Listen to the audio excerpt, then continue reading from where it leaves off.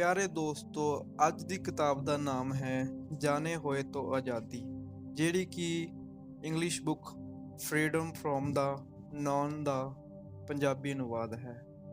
Freedom from the Known ਦਾ writer ਨੇ J Krishna ਮੂਰਤੀ ਤੇ ਪੰਜਾਬੀ ਵਿੱਚ ਅਨੁਵਾਦ ਕੀਤਾ ਹੈ ਪ੍ਰੇਮ ਸਿੰਘ ਨੇ। ਪਾਠ ਪਹਿਲਾ।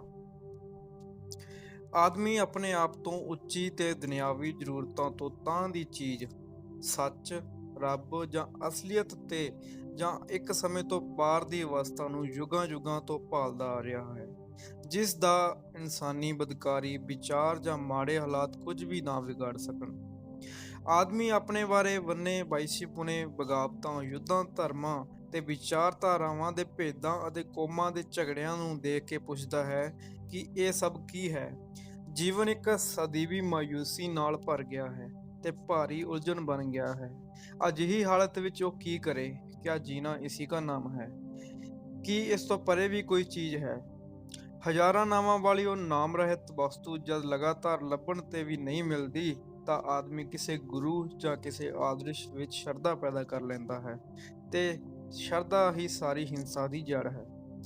ਜੀਵਨ ਰੂਪੀ ਨਿਰੰਤਰ ਘੋਲ 'ਚ ਜਿਸ ਸਮਾਜ ਵਿੱਚ ਅਸੀਂ ਰਹਿ ਰਹੇ ਹੁੰਦੇ ਹਾਂ, ਭਾਵੇਂ ਕਮਿਊਨਿਸਟ ਸਮਾਜ ਹੋਵੇ ਜਾਂ ਅਖੌਤੀ ਆਜ਼ਾਦ ਸਮਾਜ, ਉਹ ਸਮਾਜ ਮੁਤਾਬਕ ਆਚਰਣ ਦੇ ਨੇਮ ਬਣਾਉਣ ਦੀ ਕੋਸ਼ਿਸ਼ ਕਰਦੇ ਹਾਂ। ਅਸੀਂ ਆਪਣੇ ਵਰਤਾਅ ਦੇ ਮਾਪਦੰਡ ਨੂੰ ਆਪਣੀ ਪਰੰਪਰਾ ਦਾ ਹਿੱਸਾ ਸਵੀਕਾਰ ਕਰਦੇ ਹਾਂ। ਉਹ ਪਰੰਪਰਾ ਹਿੰਦੂ, ਮੁਸਲਿਮ, ਈਸਾਈ ਜਾਂ ਕੋਈ ਹੋਰ ਹੋ ਸਕਦੀ ਹੈ। ਆਪਣੇ ਵਰਤਾਓ ਜਾਂ ਵਿਚਾਰ ਦੇ ਠੀਕ ਜਾਂ ਗਲਤ ਹੋਣ ਬਾਰੇ ਜਾਣਨ ਲਈ ਅਸੀਂ ਇੱਕ ਦੂਜੇ ਵੱਲ ਦੇਖਦੇ ਹਾਂ। ਇਸ ਪੱਧਤੀ ਤੇ ਚੱਲਣ ਨਾਲ ਸਾਡਾ ਵਿਵਹਾਰ ਤੇ ਸੋਚ ਯਾਂਤਰਿਕ ਅਤੇ ਪ੍ਰਤੀਕਿਰਿਆ ਮਸ਼ੀਨੀ ਹੋ ਜਾਂਦੀ ਹੈ। ਅਸੀਂ ਇਹ ਆਪਣੇ ਅੰਦਰ ਬੜੀ ਆਸਾਨੀ ਨਾਲ ਦੇਖ ਸਕਦੇ ਹਾਂ। ਸਦੀਆਂ ਤੋਂ ਜੋ ਕੁਝ ਸਾਡੇ ਗੁਰੂਆਂ ਨੇ, ਪੀਰਾਂ ਨੇ, ਧਾਰਮਿਕ ਅਧਿਕਾਰੀਆਂ ਨੇ, ਸੰਤਾਂ ਨੇ, ਸਾਡੇ ਗ੍ਰੰਥਾਂ ਨੇ ਦੱਸਿਆ, ਅਸੀਂ ਦੁੱਧ ਚੁੰਘਦੇ ਬੱਚੇ ਵਾਂਗ ਮੰਨ ਲਿਆ ਹੈ। ਅਸੀਂ ਉਹਨਾਂ ਨੂੰ ਪੁੱਛਦੇ ਹਾਂ ਕਿ ਸਾਨੂੰ ਦੱਸੋ, ਅਸਮਾਨ ਤੇ ਜ਼ਮੀਨ ਤੋਂ ਪਰੇ ਕੀ ਹੈ, ਅਤੇ ਅਸੀਂ ਉਹਨਾਂ ਦੇ ਵਰਣਨ ਤੋਂ ਸੰਤੁਸ਼ਟ ਹੋ ਜਾਂਦੇ ਹਾਂ। ਇਸ ਤੋਂ ਸਿੱਧ ਹੁੰਦਾ ਹੈ ਕਿ ਅਸੀਂ ਕੇਵਲ ਗੱਲਾਂ ਨਾਲ ਜਿਉਂਦੇ ਹਾਂ। ਉਹ ਸਾਡੀ ਜ਼ਿੰਦਗੀ ਖਾਲੀ ਤੇ ਫੋਕੀ ਹੈ। ਅਸੀਂ ਨਕਲਚੀ ਲੋਕ ਹਾਂ, ਜੋ ਸਾਨੂੰ ਦੱਸਿਆ ਜਾਂਦਾ ਹੈ ਉਸ ਮੁਤਾਬਕ ਜਾਂ ਆਪਣੇ ਰੁਝਾਨਾਂ ਮੁਤਾਬਕ ਜਾਂ ਹਾਲਾਤ ਨੂੰ ਸਵੀਕਾਰ ਕਰਦੇ ਹੋਏ ਹੀ ਜਿਉਂਦੇ ਹਾਂ। ਅਸੀਂ ਬਹੁਤ ਸਾਰੇ ਪ੍ਰਭਾਵਾਂ ਦਾ ਨਤੀਜਾ ਹਾਂ ਅਤੇ ਸਾਡੇ ਵਿੱਚ ਕੁਝ ਵੀ ਨਵਾਂ ਨਹੀਂ ਹੈ। ਕੁਝ ਵੀ ਸਾਡੀ ਲੱਭਤ ਜਾਂ ਪ੍ਰਾਪਤੀ ਨਹੀਂ ਹੈ। ਕੁਝ ਵੀ ਅਸਲ, ਮੌਲਿਕ ਤੇ ਸਾਫ਼ ਨਹੀਂ ਹੈ।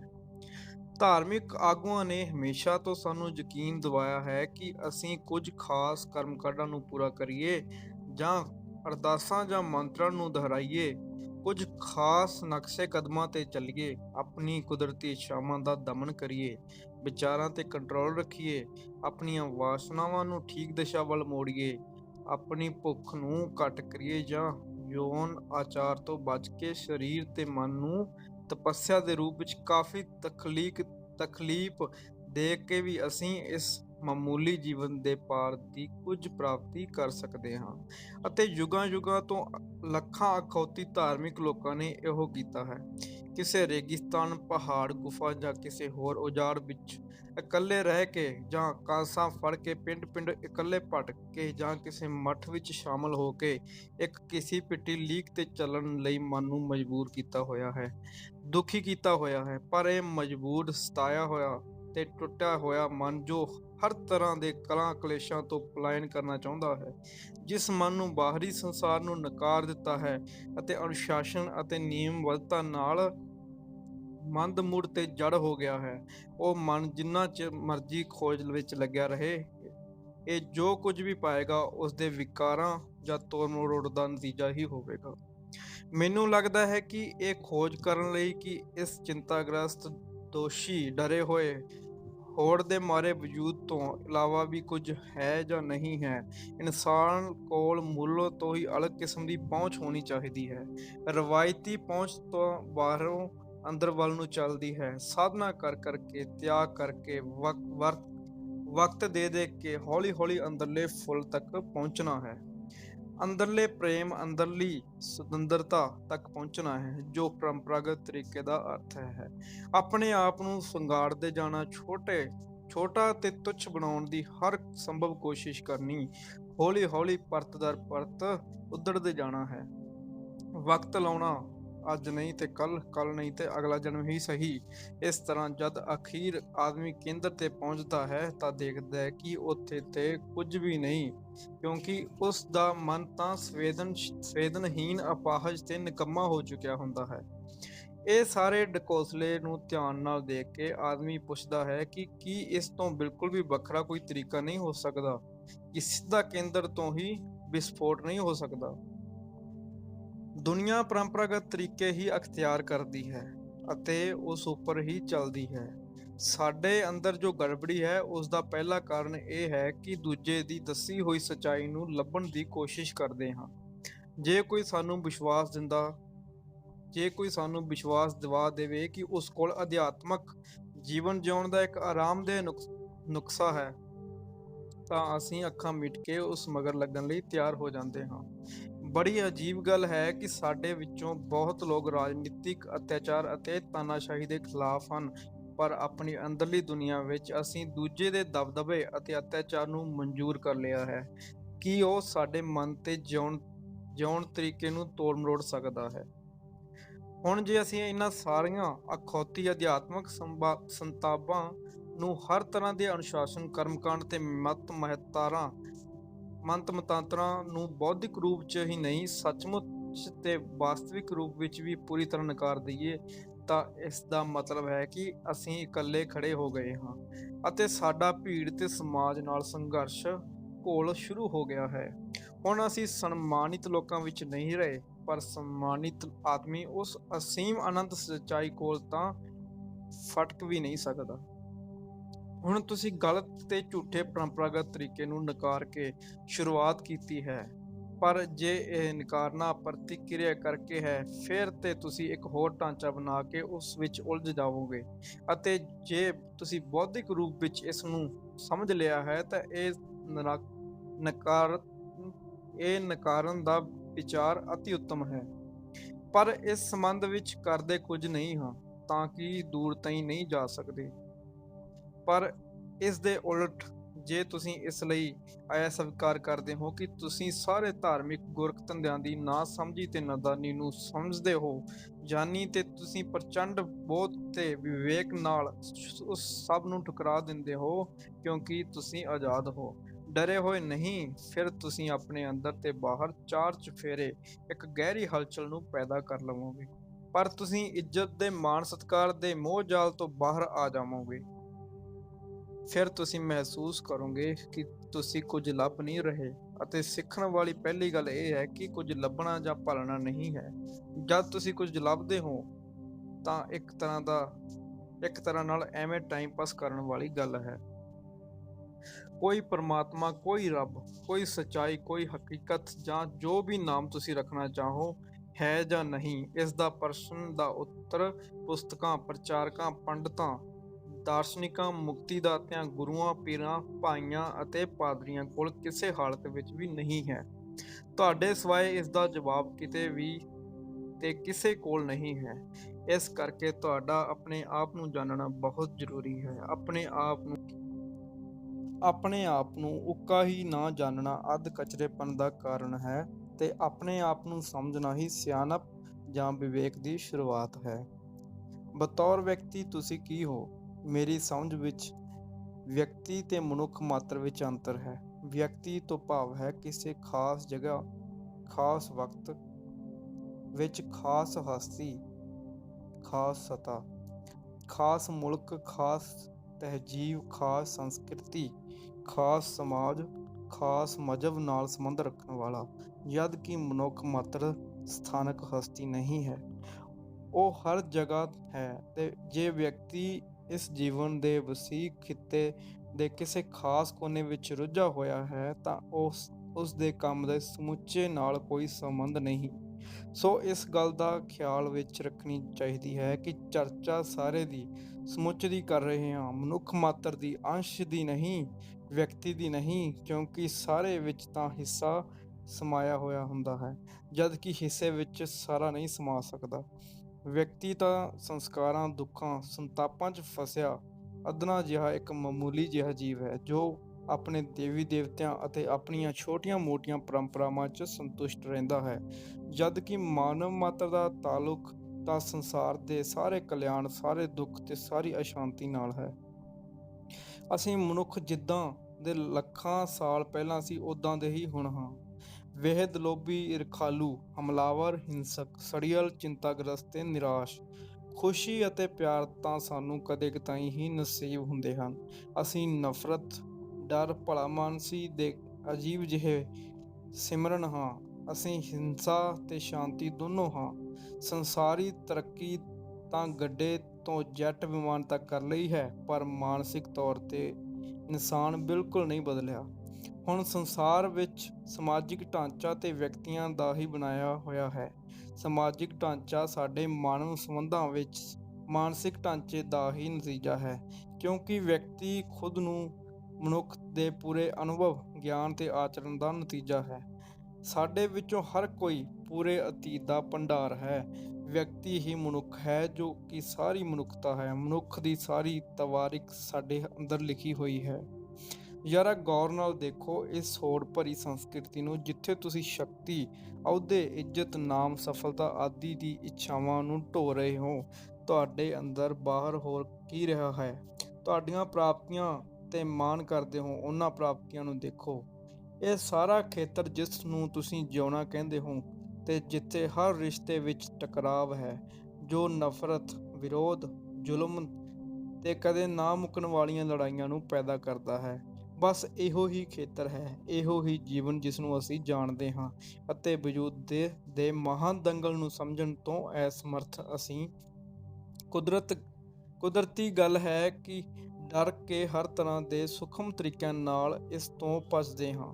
ਅਸੀਂ ਅਗਿਆਤ ਚੀਜ਼ਾਂ ਤੋਂ ਵੀ ਡਰਦੇ ਹਾਂ, ਜਿਵੇਂ ਮੌਤ ਤੋਂ ਵੀ ਡਰਦੇ ਹਾਂ ਤੇ ਆਉਣ ਵਾਲੇ ਵਕਤ ਤੋਂ ਵੀ। ਜੋ ਅਸੀਂ ਜਾਣਦੇ ਹਾਂ ਉਸ ਤੋਂ ਵੀ ਡਰਦੇ ਹਾਂ ਤੇ ਜੋ ਅਸੀਂ ਨਹੀਂ ਜਾਣਦੇ ਉਸ ਤੋਂ ਵੀ ਡਰਦੇ ਹਾਂ। ਇਹੋ ਸਾਡਾ ਰੋਜ਼ਮਰ੍ਹਾ ਦਾ ਜੀਵਨ ਹੈ ਅਤੇ ਜਿਸ ਵਿੱਚ ਕੋਈ ਉਮੀਦ ਨਹੀਂ। ਇਸੇ ਕਰਕੇ ਹਰ ਕਿਸਮ ਦਾ ਫਲਸਫਾ, ਹਰ ਕਿਸਮ ਦੇ ਧਾਰਮਿਕ ਸੰਕਲਪ ਸੱਚਮੁੱਚ ਜੋ ਹੈ ਉਸ ਤੋਂ ਭੱਜਣਾ ਹੀ ਹੈ। ਇਸ ਤੋਂ ਸਿਵਾਏ ਕੁਝ ਵੀ ਨਹੀਂ ਹੈ। ਯੁੱਧਾਂ, ਕ੍ਰਾਂਤੀਆਂ, ਸੁਧਾਰਾਂ, ਕਾਨੂੰਨਾਂ ਤੇ ਵਿਚਾਰਧਾਰਾਵਾਂ ਨੇ ਜੋ ਤਬਦੀਲੀਆਂ ਬਾਹਰੀ ਤੇ ਉੱਪਰੀ ਸਤ੍ਹਾ ਤੇ ਲਿਆਂਦੀਆਂ ਹਨ, ਉਹ ਆਦਮੀ ਦੇ ਬੁਨਿਆਦੀ ਸੁਭਾਅ ਨੂੰ ਨਹੀਂ ਬਦਲ ਸਕੀਆਂ ਅਤੇ ਇਸ ਕਰਕੇ ਸਮਾਜ ਦੇ ਬੁਨਿਆਦੀ ਸੁਭਾਅ ਨੂੰ ਬਦਲਣ ਵਿੱਚ ਵੀ ਕਾਮਯਾਬ ਨਹੀਂ ਹੋ ਸਕੀਆਂ।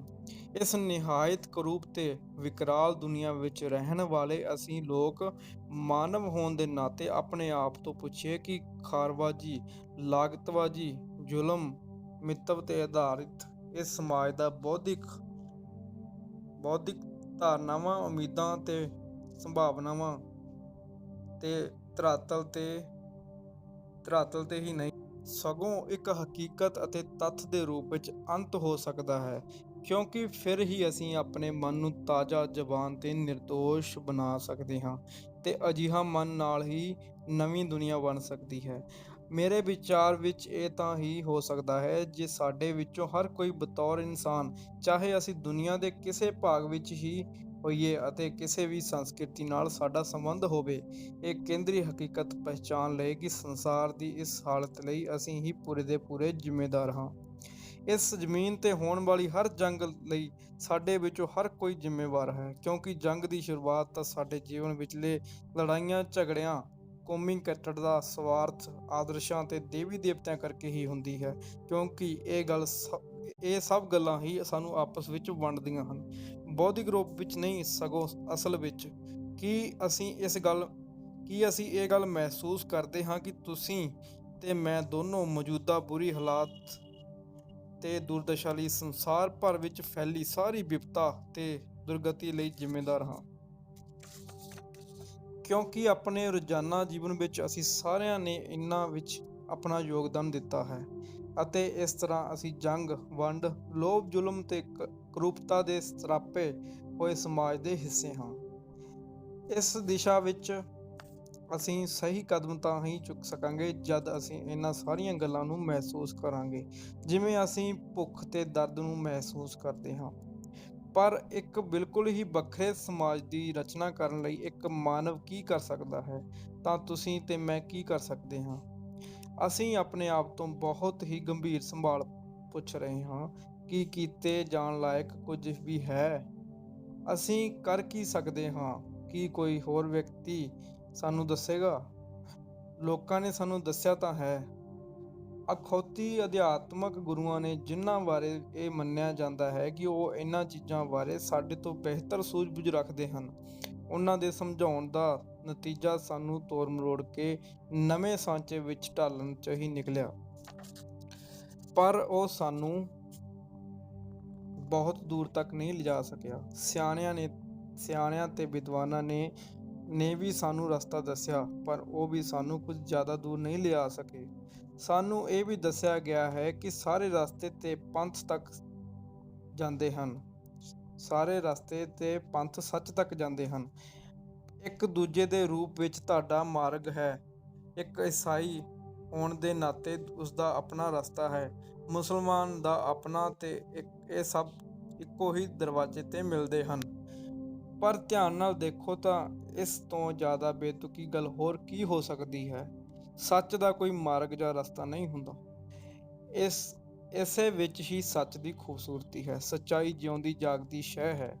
ਰਸਤੇ ਤੇ ਮਰੀ ਹੋਈ ਚੀਜ਼ ਤੱਕ ਪਹੁੰਚਣ ਲਈ ਹੁੰਦੇ ਨੇ, ਕਿਉਂਕਿ ਮਰੀ ਚੀਜ਼ ਸਥਿਰ ਹੁੰਦੀ ਹੈ। ਜਦ ਤੁਸੀਂ ਬੋਧਪੂਰਵਕ ਦੇਖਦੇ ਹੋ ਕਿ ਸੱਚ ਕੁਝ ਅਜਿਹਾ ਹੈ ਜੋ ਸੰਜੀਵ ਹੈ, ਗਤੀਸ਼ੀਲ ਹੈ, ਜਿਸ ਦਾ ਕੋਈ ਪੜਾਅ ਨਹੀਂ ਹੈ, ਜੋ ਕਿਸੇ ਮੰਦਰ, ਮਸਜਿਦ ਜਾਂ ਗਿਰਜਾਘਰ ਵਿੱਚ ਨਹੀਂ ਹੈ, ਜਿਸ ਤੱਕ ਕੋਈ ਧਰਮ, ਕੋਈ ਗੁਰੂ, ਕੋਈ ਫਿਲਾਸਫਰ ਨਹੀਂ ਪਹੁੰਚ ਸਕਦਾ, ਫਿਰ ਤੁਸੀਂ ਇਹ ਵੀ ਵੇਖੋਗੇ ਕਿ ਇਹ ਜਿਉਂਦੀ ਚੀਜ਼ ਉਹ ਹੈ ਜੋ ਤੁਸੀਂ ਖੁਦ ਸੱਚਮੁੱਚ ਆਪ ਹੋ। ਤੁਹਾਡਾ ਗੁੱਸਾ, ਤੁਹਾਡਾ ਜ਼ੁਲਮ, ਤੁਹਾਡੀ ਹਿੰਸਾ, ਤੁਹਾਡੀ ਨਿਰਾਸ਼ਾ, ਤੁਹਾਡੀ ਵੇਦਨਾ ਤੇ ਦੁੱਖ, ਜਿਸ ਵਿੱਚ ਤੁਸੀਂ ਜਿਉਂਦੇ ਹੋ, ਇਹਨਾਂ ਸਾਰਿਆਂ ਦੀ ਸਮਝ ਹੀ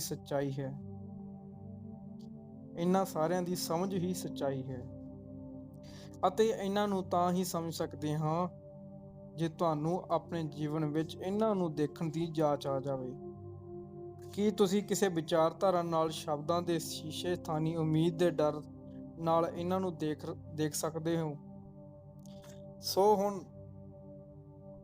ਸੋ ਹੁਣ ਤੁਸੀਂ ਦੇਖ ਰਹੇ ਹੋ ਕਿ ਕਿਸੇ ਤੇ ਨਿਰਭਰ ਨਹੀਂ ਹੋਇਆ ਜਾ ਸਕਦਾ ਤੇ ਕਿਸੇ ਨੂੰ ਵੀ ਆਸਰਾ ਨਹੀਂ ਬਣਾਇਆ ਜਾ ਸਕਦਾ।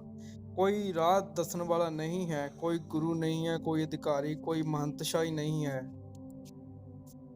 ਹੁਣ ਬਚੇ ਕੇਵਲ ਤੁਸੀਂ ਤੇ ਤੁਹਾਡੀਆਂ ਦੂਸਰੀਆਂ ਅਤੇ ਸੰਸਾਰ ਨਾਲ ਸੰਬੰਧ, ਹੋਰ ਕੁਝ ਵੀ ਨਹੀਂ।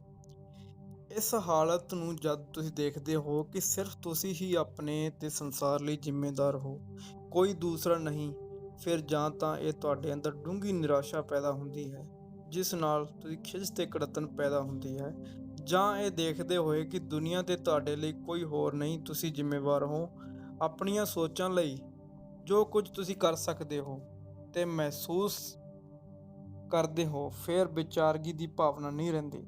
ਆਮ ਤੌਰ ਤੇ ਅਸੀਂ ਦੂਜਿਆਂ ਤੇ ਹੀ ਦੋਸ਼ ਲਾਉਣ 'ਚ ਸਵਾਦ ਲੈਂਦੇ ਹਾਂ, ਜੋ ਅਸਲ ਵਿੱਚ ਸਵੈ ਤਰਸ ਦਾ ਇੱਕ ਰੂਪ ਹੈ। ਕੀ ਫਿਰ ਤੁਸੀਂ ਤੇ ਮੈਂ ਬਾਹਰੀ ਪ੍ਰਭਾਵ, ਕਿਸੇ ਦੇ ਸਮਝਾਉਣ ਬੁਝਾਉਣ, ਕਿਸੇ ਦਬਾਅ ਦੇ ਡਰ ਤੋਂ ਬਗੈਰ ਆਪਣੀ ਹੋਂਦ ਦੀ ਧੁਰ ਅੰਦਰ ਇੱਕ ਪੂਰਨ ਕ੍ਰਾਂਤੀ, ਇੱਕ ਮਾਨਸਿਕ ਪਰਿਵਰਤਨ ਲਿਆ ਸਕਦੇ ਹਾਂ? ਤਾਂ ਕਿ ਅਸੀਂ ਜ਼ੁਲਮ, ਹਿੰਸਾ, ਚਿੰਤਾ, ਖਾਰਬਾਜ਼ੀ, ਡਰ, ਲੋਭ, ਈਰਖਾ ਤੇ ਆਪਣੀਆਂ ਸੁਭਾਵਿਕ ਰੁਚੀਆਂ ਦੇ ਅਧੀਨ ਨਾ ਰਹੀਏ, ਜਿਨ੍ਹਾਂ ਨੇ ਇਸ ਸੜੇ ਗਲੇ ਸਮਾਜ ਨੂੰ ਪੈਦਾ ਕੀਤਾ ਹੈ ਤੇ ਜਿਸ ਵਿੱਚ ਅਸੀਂ ਆਪਣਾ ਰੋਜ਼ਮर्रा ਦਾ ਜੀਵਨ ਜੀ ਰਹੇ ਹਾਂ। ਇਹ ਗੱਲ ਸ਼ੁਰੂ ਤੋਂ ਹੀ ਸਮਝ ਲੈਣੀ ਲਾਹੇਵੰਦ ਹੈ ਕਿ ਮੈਂ ਕੋਈ ਵਿਚਾਰਧਾਰਾ ਦਾ ਅਧਿਆਤਮਿਕ ਢਾਂਚਾ ਨਹੀਂ ਖੜਾ ਕਰ ਰਿਹਾ, ਨਾ ਰੱਬ ਤੇ ਧਰਮ ਸੰਬੰਧੀ ਕਿਸੇ ਮਤ ਜਾਂ ਧਾਰਨਾ ਦਾ ਸੂਤਰਪਾਤ ਕਰ ਰਿਹਾ ਹਾਂ। ਮੈਨੂੰ ਲੱਗਦਾ ਹੈ ਕਿ ਸਭ ਧਾਰਨਾਵਾਂ ਪੂਰੀਆਂ ਦੀਆਂ ਪੂਰੀਆਂ ਬੁੱਧੀਹੀਨਤਾ ਅਤੇ ਸਮਝੀ ਦੀਆਂ ਹੀ ਉਪਜਾਂ ਨੇ। ਜੀਵਨ ਦਰਸ਼ਨ ਮਹੱਤਵਪੂਰਨ ਨਹੀਂ, ਸਗੋਂ ਆਪਣੇ ਰੋਜ਼ਾਨਾ ਜੀਵਨ ਦੇ ਅੰਦਰ ਤੇ ਬਾਹਰ ਜੋ ਹੋ ਰਿਹਾ ਹੈ ਉਸ ਨੂੰ ਤੱਕਦੇ ਰਹਿਣਾ ਮਹੱਤਵਪੂਰਨ ਹੈ। ਜੋ ਹੋ ਰਿਹਾ ਹੈ, ਜੇ ਤੁਸੀਂ ਉਸ ਨੂੰ ਪੂਰੇ ਗੌਰ ਨਾਲ ਦੇਖੋਗੇ, ਉਸ ਦੀ ਜਾਂਚ ਪੜਤਾਲ ਕਰੋਗੇ, ਤਾਂ ਤੁਹਾਨੂੰ ਲੱਗੇਗਾ ਕਿ ਇਸ ਬੌਧਿਕ ਸੰਕਲਪ ਤੇ ਆਧਾਰਿਤ ਹੈ, ਪਰ ਬੁੱਧੀ ਹੀ ਪੂਰਾ ਵਜੂਦ ਨਹੀਂ ਹੈ। ਇਹ ਇੱਕ ਹਿੱਸਾ ਹੈ, ਇੱਕ ਹਿੱਸਾ ਚਾਹੇ ਜਿੰਨੀ ਮਰਜ਼ੀ ਹੁਸ਼ਿਆਰੀ ਨਾਲ ਤੇ ਸਿਆਣਪ ਨਾਲ ਬਣਿਆ ਹੋਵੇ, ਚਾਹੇ ਜਿੰਨਾ ਮਰਜ਼ੀ ਪੁਰਾਣਾ ਤੇ ਰਿਵਾਇਤੀ ਹੋਵੇ, ਪਰ ਜੇ ਵਜੂਦ ਦਾ ਇੱਕ ਛੋਟਾ ਜਿਹਾ ਅੰਸ਼ ਮਾਤਰ ਹੀ, ਜਦ ਕਿ ਸਾਡਾ ਤਾਂ ਜੀਵਨ ਹੀ ਸਮੁੱਚਤਾ ਨਾਲ ਵਾਹ ਹੈ। ਅਤੇ ਜਦੋਂ ਅਸੀਂ ਸੰਸਾਰ ਵਿੱਚ ਜੋ ਹੋ ਰਿਹਾ ਹੈ ਤੇ ਨਜ਼ਰ ਮਾਰਦੇ ਹਾਂ, ਅਸੀਂ ਸਮਝਣਾ ਸ਼ੁਰੂ ਕਰ ਦਿੰਦੇ ਹਾਂ ਕਿ ਅੰਦਰਲੀ ਤੇ ਬਾਹਰਲੀ ਨਾਂ ਤੇ ਕੋਈ ਵਰਤਾਰੇ ਨਹੀਂ, ਸੋ ਸੰਸਾਰ ਇੱਕ ਹੀ ਅਖੰਡ ਪ੍ਰਕਿਰਿਆ ਹੈ। ਇਸ ਪ੍ਰਕਿਰਿਆ ਇੱਕ ਪੂਰਨ ਤੇ ਸਮਗਰ ਗਤੀਵਿਧੀ ਹੈ। ਅੰਦਰਲੀ ਗਤੀਵਿਧੀ ਆਪਣੇ ਆਪ ਨੂੰ ਬਾਹਰਲੇ ਰੂਪ ਵਿੱਚ ਜ਼ਾਹਰ ਕਰਦੀ ਹੈ ਅਤੇ ਫਿਰ ਬਾਹਰਲੀ ਗਤੀਵਿਧੀ ਅੰਦਰਲੀ ਗਤੀਵਿਧੀ 'ਤੇ ਪ੍ਰਤੀਕਿਰਿਆ ਕਰਦੀ ਹੈ। ਮੇਰੇ ਹਿਸਾਬ ਵਿੱਚ ਇਹ ਪ੍ਰਕਿਰਿਆ ਨੂੰ ਦੇਖਣਯੋਗ ਹੋਣ ਦੀ ਜ਼ਰੂਰਤ ਹੈ, ਕਿਉਂਕਿ ਜੇ ਅਸੀਂ ਦੇਖਣ ਦੀ ਕਲਾ ਸਿੱਖ ਲਈਏ ਤਾਂ ਫਿਰ ਸਭ ਕੁਝ ਸਪਸ਼ਟ ਤੇ ਬਹੁਤ ਸਾਫ਼ ਹੋ ਜਾਂਦਾ ਹੈ। ਤੇ ਦੇਖਣ ਲਈ ਨਾ ਕਿਸੇ ਫਿਲਾਸਫੀ ਦੀ ਜ਼ਰੂਰਤ ਹੈ, ਨਾ ਕਿਸੇ ਗੁਰੂ ਦੀ ਜ਼ਰੂਰਤ ਹੈ। ਕਿੱਦਾਂ ਦੇਖੀਏ? ਇਹ ਤੁਹਾਨੂੰ ਦੂਜਾ ਆਦਮੀ ਦੱਸ ਵੀ ਕਿਵੇਂ ਸਕਦਾ ਹੈ। ਤੁਸੀਂ ਬਸ ਦੇਖੋ। ਕੀ ਤੁਸੀਂ ਇਸ ਤਸਵੀਰ ਨੂੰ ਸੱਚਮੁੱਚ ਹੀ ਦੇਖ ਕੇ ਕੇਵਲ ਗੱਲੀ ਬਾਤ ਹੀ ਨਹੀਂ, ਸਗੋਂ ਸੱਚੀ-ਮੁੱਚ ਹੀ ਆਪਣੇ ਆਪ ਨੂੰ ਸਰਲਤਾ ਤੇ ਸਹਿਜਤਾ ਨਾਲ ਬਦਲ ਸਕਦੇ ਹੋ? ਅਤੇ ਇਹੀ ਅਸਲੀ ਮੁੱਦਾ ਹੈ ਕਿ ਆਪਣੀ ਮਾਨਸਿਕਤਾ ਵਿੱਚ ਪੂਰੀ ਕ੍ਰਾਂਤੀ ਲਿਆਉਣਾ ਸੰਭਵ ਹੈ। ਪਤਾ ਨਹੀਂ ਅਜਿਹੇ ਸਵਾਲ ਤੇ ਤੁਹਾਡੀ ਪ੍ਰਤੀਕਿਰਿਆ ਕੀ ਹੋਵੇਗੀ। ਜਾਂ ਤੁਸੀਂ ਕਹੋਗੇ ਕਿ ਮੈਂ ਬਦਲਣਾ ਨਹੀਂ ਚਾਹੁੰਦਾ, ਤੇ ਬਹੁਤ ਲੋਕ ਬਦਲਣਾ ਚਾਹੁੰਦੇ ਵੀ ਨਹੀਂ ਹਨ, ਖਾਸ ਕਰਕੇ ਸਮਾਜਿਕ ਤੌਰ ਤੇ ਆਰਥਿਕ ਤੌਰ ਤੇ ਸੁਰੱਖਿਅਤ ਲੋਕ ਤੇ ਜਾਂ ਕੱਟੜਪੰਥੀ ਲੋਕ, ਜੋ ਕਿਸੇ ਮਤ ਵਿਸ਼ੇਸ਼ ਦੇ ਸਿਧਾਂਤ ਨੂੰ ਫੜ ਕੇ ਬੈਠੇ ਹਨ ਅਤੇ ਆਪਣੇ ਆਪ ਨੂੰ ਤੇ ਚੀਜ਼ਾਂ ਨੂੰ ਉਸ ਹਾਲਤ ਵਿੱਚ ਜਾਂ ਥੋੜ੍ਹਾ ਬਹੁਤ ਵੱਧ ਘੱਟ ਹਾਲਤ ਵਿੱਚ ਰੱਖ ਕੇ ਸੰਤੁਸ਼ਟ ਹਨ।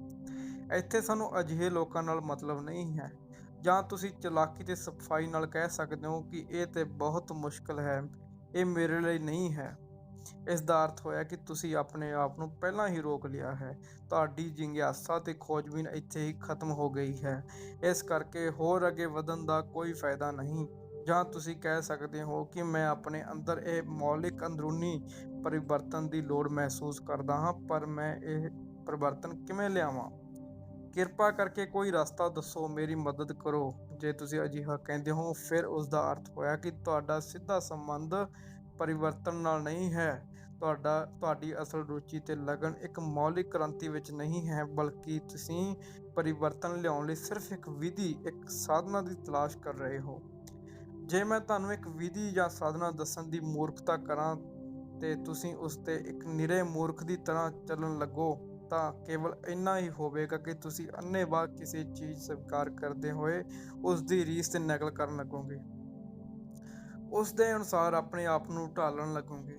ਤੇ ਜੇ ਤੁਸੀਂ ਅਜਿਹਾ ਕਰਦੇ ਹੋ ਤੇ ਇਸ ਦਾ ਮਤਲਬ ਹੈ ਕਿ ਤੁਸੀਂ ਆਪਣੇ ਅੰਦਰ ਦੂਸਰੇ ਦੀ ਸੱਤਾ ਨੂੰ ਸਥਾਪਿਤ ਕਰ ਲਿਆ ਹੈ, ਤੇ ਇਸ ਲਈ ਇੱਥੇ ਹੀ ਤੁਹਾਡੇ ਅਤੇ ਉਸ ਸੱਤਾ ਦੇ ਵਿਚਕਾਰ ਸੰਘਰਸ਼ ਦੀ ਸ਼ੁਰੂਆਤ ਹੋ ਗਈ ਹੈ। ਤੁਸੀਂ ਮਹਿਸੂਸ ਕਰਦੇ ਹੋ ਕਿ ਕਿਸੇ ਖਾਸ ਗੱਲ ਨੂੰ ਤੁਹਾਡੇ ਜ਼ਰੂਰ ਹੀ ਕਰਨੀ ਚਾਹੀਦੀ ਹੈ, ਕਿਉਂਕਿ ਤੁਹਾਨੂੰ ਅਜਿਹਾ ਕਿਹਾ ਗਿਆ ਹੈ, ਪਰ ਫਿਰ ਵੀ ਤੁਸੀਂ ਇਸ ਵਿੱਚ ਕਾਮਯਾਬ ਨਹੀਂ ਹੁੰਦੇ। ਤੁਹਾਡੇ ਝੁਕਾਅ ਤੇ ਰੁਝਾਨ ਅਤੇ ਦਬਾਅ ਹਨ। ਇਹਨਾਂ ਦਾ ਸੰਘਰਸ਼ ਤੇ ਦਵੰਦ ਵਿੱਚ ਉਸ ਵਿਧੀ ਨਾਲ ਹੋ ਸਕਦਾ ਹੈ ਜਿਸ ਦਾ ਪਾਲਣ ਕਰਨਾ ਤੁਸੀਂ ਆਪਣਾ ਧਰਮ ਸਮਝਦੇ ਹੋ। ਇਸ ਲਈ ਇੱਥੇ ਇੱਕ ਅੰਤਰ ਵਿਰੋਧ ਪੈਦਾ ਹੋ ਜਾਂਦਾ ਹੈ।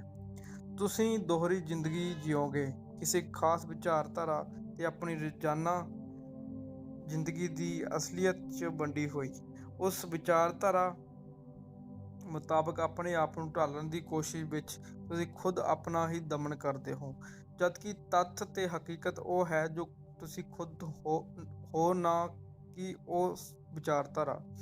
ਜੇ ਤੁਸੀਂ ਦੂਸਰੇ ਦੇ ਅਨੁਸਾਰ ਆਪਣੇ ਆਪ ਨੂੰ ਅਧਿਐਨ ਕਰਨ ਦੀ ਕੋਸ਼ਿਸ਼ ਕਰ ਰਹੇ ਹੋ ਤਾਂ ਤੁਸੀਂ ਹਮੇਸ਼ਾ ਇੱਕ ਨਕਲਚੀ ਸੈਕਿੰਡ ਹੈਂਡ ਆਦਮੀ ਬਣ ਕੇ ਰਹਿ ਜਾਓਗੇ। ਇੱਕ ਆਦਮੀ ਜੋ ਕਹਿੰਦਾ ਹੈ, ਮੈਂ ਬਦਲਣਾ ਚਾਹੁੰਦਾ ਹਾਂ, ਲੇਕਿਨ ਮੈਨੂੰ ਦੱਸੋ ਕਿ ਕਿਵੇਂ। ਅਜਿਹਾ ਆਦਮੀ ਬੜਾ ਸੱਚਾ, ਬੜਾ ਗੰਭੀਰ ਜਾਪਦਾ ਹੈ, ਲੇਕਿਨ ਅਜਿਹਾ ਹੈ ਨਹੀਂ। ਉਹ ਆਪਣੇ ਤੋਂ ਵੱਡੀ ਕਿਸੇ ਸੱਤਾ ਨੂੰ ਸਹਾਰਾ ਬਣਾਉਣਾ ਚਾਹੁੰਦਾ ਹੈ ਅਤੇ ਉਹ ਆਸ਼ਾ ਕਰਦਾ ਹੈ ਕਿ ਬਾਹਰਲੀ ਸੱਤਾ ਹੀ ਉਸ ਦੇ ਅੰਦਰ ਵਿਵਸਥਾ ਲਿਆ ਦੇਵੇਗੀ। ਪਰ ਕੀ ਕੋਈ ਵੀ ਬਾਹਰਲੀ ਸੱਤਾ ਕਦੀ ਵੀ ਅੰਦਰੂਨੀ ਵਿਵਸਥਾ ਲਿਆ ਸਕਦੀ ਹੈ? ਬਾਹਰੋਂ ਥੋਪੀ ਗਈ ਵਿਵਸਥਾ ਹਮੇਸ਼ਾ ਅਵਿਵਸਥਾ ਹੀ ਪੈਦਾ ਕਰੇਗੀ। ਇਸ ਸੱਚਾਈ ਨੂੰ ਤੁਸੀਂ ਬੌਧਿਕ ਰੂਪ ਨਾਲ ਦੇਖ ਸਕਦੇ ਹੋ। ਪਰ ਕੀ ਇਸ ਉੱਤੇ ਅਮਲ ਕਰ ਸਕਦੇ ਹੋ ਤਾਂ ਕਿ ਤੁਹਾਡਾ ਮਨ ਫਿਰ ਕਦੇ ਕਿਸੇ ਸੱਤਾ ਵੱਲ ਨਾ ਮੁੜੇ? ਸੱਤਾ ਭਾਵੇਂ ਕੋਈ ਹੋਵੇ, ਕਿਤਾਬ, ਗੁਰੂ, ਪਤੀ ਪਤਨੀ, ਮਾਤਾ ਪਿਤਾ, ਮਿੱਤਰ ਜਾਂ ਸਮਾਜ ਦੀ ਸੱਤਾ। ਕਿਉਂਕਿ ਅਸੀਂ ਸਦਾ ਕਿਸੇ ਸਿਧਾਂਤ ਸੂਤਰ ਦੇ ਢਾਂਚੇ ਵਿੱਚ ਹੀ ਜਿਉਂਦੇ ਹਾਂ। ਇਹ ਸਿਧਾਂਤ ਸੂਤਰ ਪਹਿਲਾਂ ਵਿਚਾਰਧਾਰਾ ਬਣਦਾ ਹੈ ਤੇ ਫਿਰ ਸੱਤਾ ਬਣ ਜਾਂਦਾ ਹੈ। ਪਰ ਜਿਸ ਪਲ ਤੁਸੀਂ ਦੇਖ ਲਿਆ ਕਿ ਅਸੀਂ ਇਹ ਸਵਾਲ ਕਿ ਮੈਂ ਕਿਵੇਂ ਬਦਲਾਂ ਇੱਕ ਨਵੀਂ ਸੱਤਾ ਨੂੰ ਜਨਮ ਦਿੰਦਾ ਹੈ, ਤੁਸੀਂ ਸਦਾ ਲਈ ਸੱਤਾ ਤੋਂ ਪਾਰ ਹੋ ਜਾਂਦੇ ਹੋ। ਇਸ ਗੱਲ ਨੂੰ ਮੁੜ ਤੋਂ ਸਾਫ਼-ਸਾਫ਼ ਦੁਹਰਾ ਲਈਏ ਕਿ ਮੈਂ ਇਹ ਸਮਝ ਲਿਆ ਹੈ ਕਿ ਮੈਨੂੰ ਪੂਰੀ ਤਰ੍ਹਾਂ ਬਦਲਣਾ ਪਵੇਗਾ ਆਪਣੇ ਵਜੂਦ ਦੇ ਧੁਰ ਅੰਦਰੋਂ, ਤੇ ਇਸ ਕੰਮ ਲਈ ਮੈਂ ਕਿਸੇ ਪਰੰਪਰਾ 'ਤੇ ਨਿਰਭਰ ਨਹੀਂ ਰਹਿਣਾ, ਕਿਉਂਕਿ ਪਰੰਪਰਾ ਕਰਕੇ ਹੀ ਤਾਂ ਮੈਂ ਘੋਰ ਆਲਸ, ਦੂਜੇ ਦੀ ਹੁਕਮਪ੍ਰਸਤੀ ਦੇ ਚੱਕਰ 'ਚ ਫਸਿਆ ਸੀ। ਮੈਂ ਆਪਣੇ ਬਦਲਾਅ ਲਈ ਕਿਸੇ ਗੁਰੂ, ਪਰਮਾਤਮਾ, ਵਿਸ਼ਵਾਸ ਅਤੇ ਕਿਸੇ ਪ੍ਰਣਾਲੀ, ਗੱਲ ਕੀ ਕਹੇ ਬਾਹਰਲੇ 'ਤੇ ਨਿਰਭਰ ਨਹੀਂ ਰਹਿਣਾ। ਇਹ ਸਮਝ ਲੈਣ ਤੋਂ ਬਾਅਦ ਕੀ ਹੁੰਦਾ ਹੈ? ਸਭ ਤੋਂ ਪਹਿਲਾਂ, ਕੀ ਤੁਸੀਂ ਹਰ ਕਿਸਮ ਦੀ ਸੱਤਾ ਨੂੰ ਰੱਦ ਕਰ ਸਕਦੇ ਹੋ? ਜੇ ਹਾਂ ਤਾਂ ਇਸ ਦਾ ਮਤਲਬ ਇਹ ਹੋਇਆ ਕਿ ਹੁਣ ਤੁਸੀਂ ਡਰੇ ਹੋਏ ਨਹੀਂ ਰਹੇ। ਫਿਰ ਕੀ ਹੁੰਦਾ ਹੈ? ਜਦ ਉਸ ਚੀਜ਼ ਨੂੰ ਅਸਵੀਕਾਰ ਕਰੋਗੇ ਜੋ ਝੂਠ ਹੈ ਤੇ ਜਿਸ ਨੂੰ ਤੁਸੀਂ ਪੁਸ਼ਤਾਂ ਤੋਂ ਢੋਂਦੇ ਆ ਰਹੇ ਹੋ, ਉਸ ਭਾਰ ਨੂੰ ਲਾ ਕੇ ਪਰਾਂ ਸੁੱਟੋਗੇ ਤਾਂ ਕੀ ਹੋਵੇਗਾ? ਤੁਹਾਡੀ ਊਰਜਾ ਵਧੇਗੀ ਕਿ ਨਹੀਂ? ਫਿਰ ਤੁਹਾਡੀ ਸਮਰੱਥਾ, ਜੋਸ਼, ਤੀਬਰਤਾ, ਜੀਵਨ ਊਰਜਾ ਵਧੇਗੀ। ਜੇ ਤੁਹਾਨੂੰ ਅਜਿਹਾ ਮਹਿਸੂਸ ਨਹੀਂ ਹੁੰਦਾ ਤਾਂ ਤੁਸੀਂ ਅਜੇ ਆਪਣਾ ਭਾਰ ਨਹੀਂ ਲਾਇਆ। ਤੁਸੀਂ ਅਜਿਹੇ ਸੱਤਾ ਨੂੰ ਲਾਸ਼ ਨੂੰ ਸੁੱਟਿਆ ਨਹੀਂ। ਪਰ ਜੇ ਤੁਸੀਂ ਇਸ ਨੂੰ ਸੁੱਟ ਚੁੱਕੇ ਹੋ ਤੇ ਤੁਹਾਡੇ ਕੋਲ ਉਹ ਊਰਜਾ ਹੈ ਜਿਸ ਵਿੱਚ ਡਰ ਦਾ ਕੋਈ ਨਾਮੋ ਨਿਸ਼ਾਨ ਨਹੀਂ, ਕਿਸੇ ਭੁੱਲ ਚੁੱਕ ਦਾ ਡਰ, ਗਲਤ ਜਾਂ ਠੀਕ ਕੰਮ ਦਾ ਡਰ ਨਹੀਂ ਹੈ। ਫਿਰ ਕੀ ਇਹ ਊਰਜਾ ਦੀ ਬੁਨਿਆਦੀ ਤਬਦੀਲੀ ਨਹੀਂ ਹੈ? ਸਾਨੂੰ ਅਥਾਹ ਊਰਜਾ ਦੀ ਲੋੜ ਹੈ, ਪਰ ਜਦ ਅਸੀਂ ਡਰਦੇ ਹਾਂ ਅਸੀਂ ਉਸ ਊਰਜਾ ਨੂੰ ਅਜਾਈ ਗਵਾਉਂਦੇ ਹਾਂ।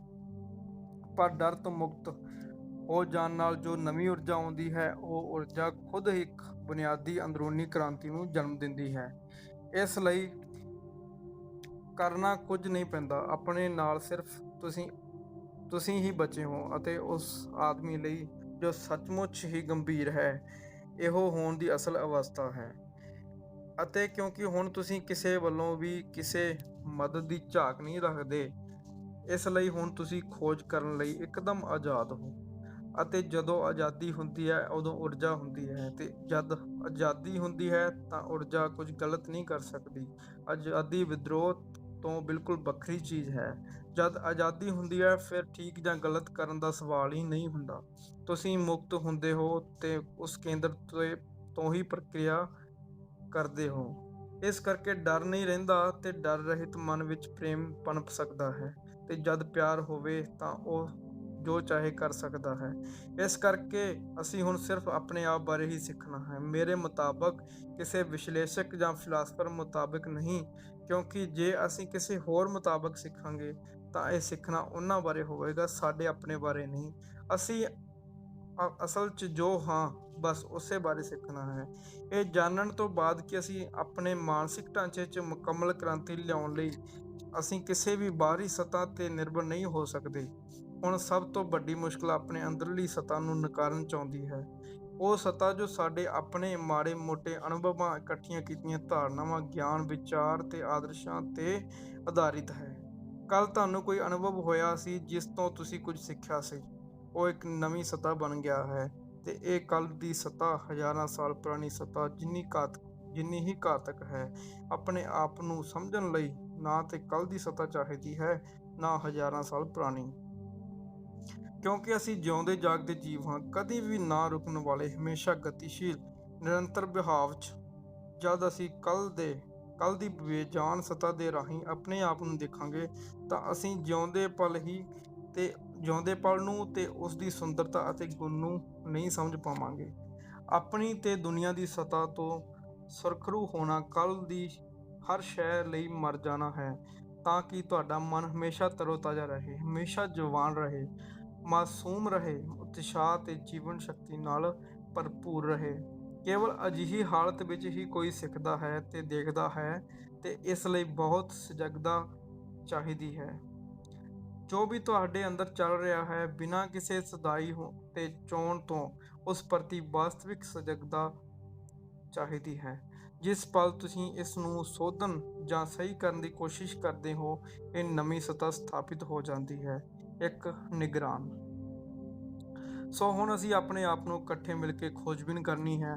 ਇਹ ਨਹੀਂ ਕਿ ਇੱਕ ਬੰਦਾ ਵਰਣਨ ਕਰੇ ਤੇ ਦੂਜੀ ਪੜ੍ਹੀ ਜਾਣ ਤੇ ਸ਼ਬਦਾਂ 'ਚ ਆਪਣੀ ਸਹਿਮਤੀ ਜਾਂ ਅਸਹਿਮਤੀ ਪ੍ਰਗਟਾਉਂਦੇ ਜਾਣ, ਸਗੋਂ ਇਕੱਠਿਆਂ ਇੱਕ ਯਾਤਰਾ ਤੇ ਜਾਣਾ ਹੈ। ਮਨ ਦੀਆਂ ਬਹੁਤ ਛਿਪੀਆਂ ਹੋਈਆਂ ਨੁੱਕਰਾਂ ਦੀ ਖੋਜ ਲਈ ਯਾਤਰਾ ਕਰਨੀ ਹੈ, ਅਤੇ ਅਜਿਹੀ ਯਾਤਰਾ ਲਈ ਸਾਨੂੰ ਹਲਕੇ ਫੁਲਕੇ ਹੋ ਕੇ ਤੁਰਨਾ ਚਾਹੀਦਾ ਹੈ।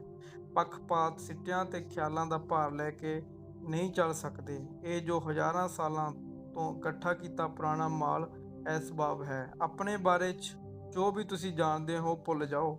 ਜੋ ਕੁਝ ਤੁਸੀਂ ਆਪਣੇ ਬਾਰੇ ਕਦੇ ਵੀ ਸੋਚਿਆ ਸੀ, ਭੁੱਲ ਜਾਓ। ਅਸੀਂ ਬਿਲਕੁਲ ਨਵੇਂ ਸਿਰੇ ਤੋਂ ਸ਼ੁਰੂ ਕਰਨ ਜਾ ਰਹੇ ਹਾਂ, ਜਿਵੇਂ ਅਸੀਂ ਕੁਝ ਵੀ ਨਹੀਂ ਜਾਣਦੇ। ਰਾਤੀ ਬੜੇ ਜ਼ੋਰ ਦੀ ਬਾਰਿਸ਼ ਹੋਈ, ਹੁਣ ਬੱਦਲ ਛੱਟਣ ਲੱਗੇ ਨੇ, ਆਕਾਸ਼ ਸਾਫ਼ ਹੋ ਰਿਹਾ ਹੈ। ਇੱਕ ਨਵਾਂ ਤਾਜ਼ਾ ਦਿਨ ਹੈ। ਇਸ ਸੱਜਰੇ ਦਿਨ ਨੂੰ ਇਵੇਂ ਲਓ ਜਿਵੇਂ ਕਿ ਇਹੋ ਜਿਹਾ ਇੱਕੋ ਹੀ ਦਿਨ ਹੈ। ਆਓ ਕੱਲ੍ਹ ਦੀਆਂ ਯਾਦਾਂ ਨੂੰ ਪਰੇ ਸੁੱਟ ਕੇ ਇਕੱਠੇ ਯਾਤਰਾ ਤੇ ਰਵਾਨਾ ਹੋਈਏ ਤੇ ਆਪਣੇ ਆਪ ਨੂੰ ਸਮਝਣਾ ਸ਼ੁਰੂ ਕਰੀਏ। ਪਹਿਲੀ ਵਾਰ। ਪਾਠ ਦੂਜਾ। ਮੇਰੇ ਜਾਂ ਕਿਸੇ ਹੋਰ ਦੇ ਕਹਿਣ ਤੇ ਜੇ ਤੁਸੀਂ ਇਹ ਮੰਨ ਲਿਆ ਹੈ ਕਿ ਆਪਣੇ ਆਪ ਨੂੰ ਜਾਣਨਾ ਬੇਹੱਦ ਜ਼ਰੂਰੀ ਹੈ, ਤਾਂ ਫਿਰ ਸਾਡੇ ਵਿੱਚ ਚੱਲ ਰਿਹਾ ਸੰਵਾਦ ਹੁਣ ਇੱਥੇ ਹੀ ਖਤਮ ਹੋ ਜਾਂਦਾ ਹੈ।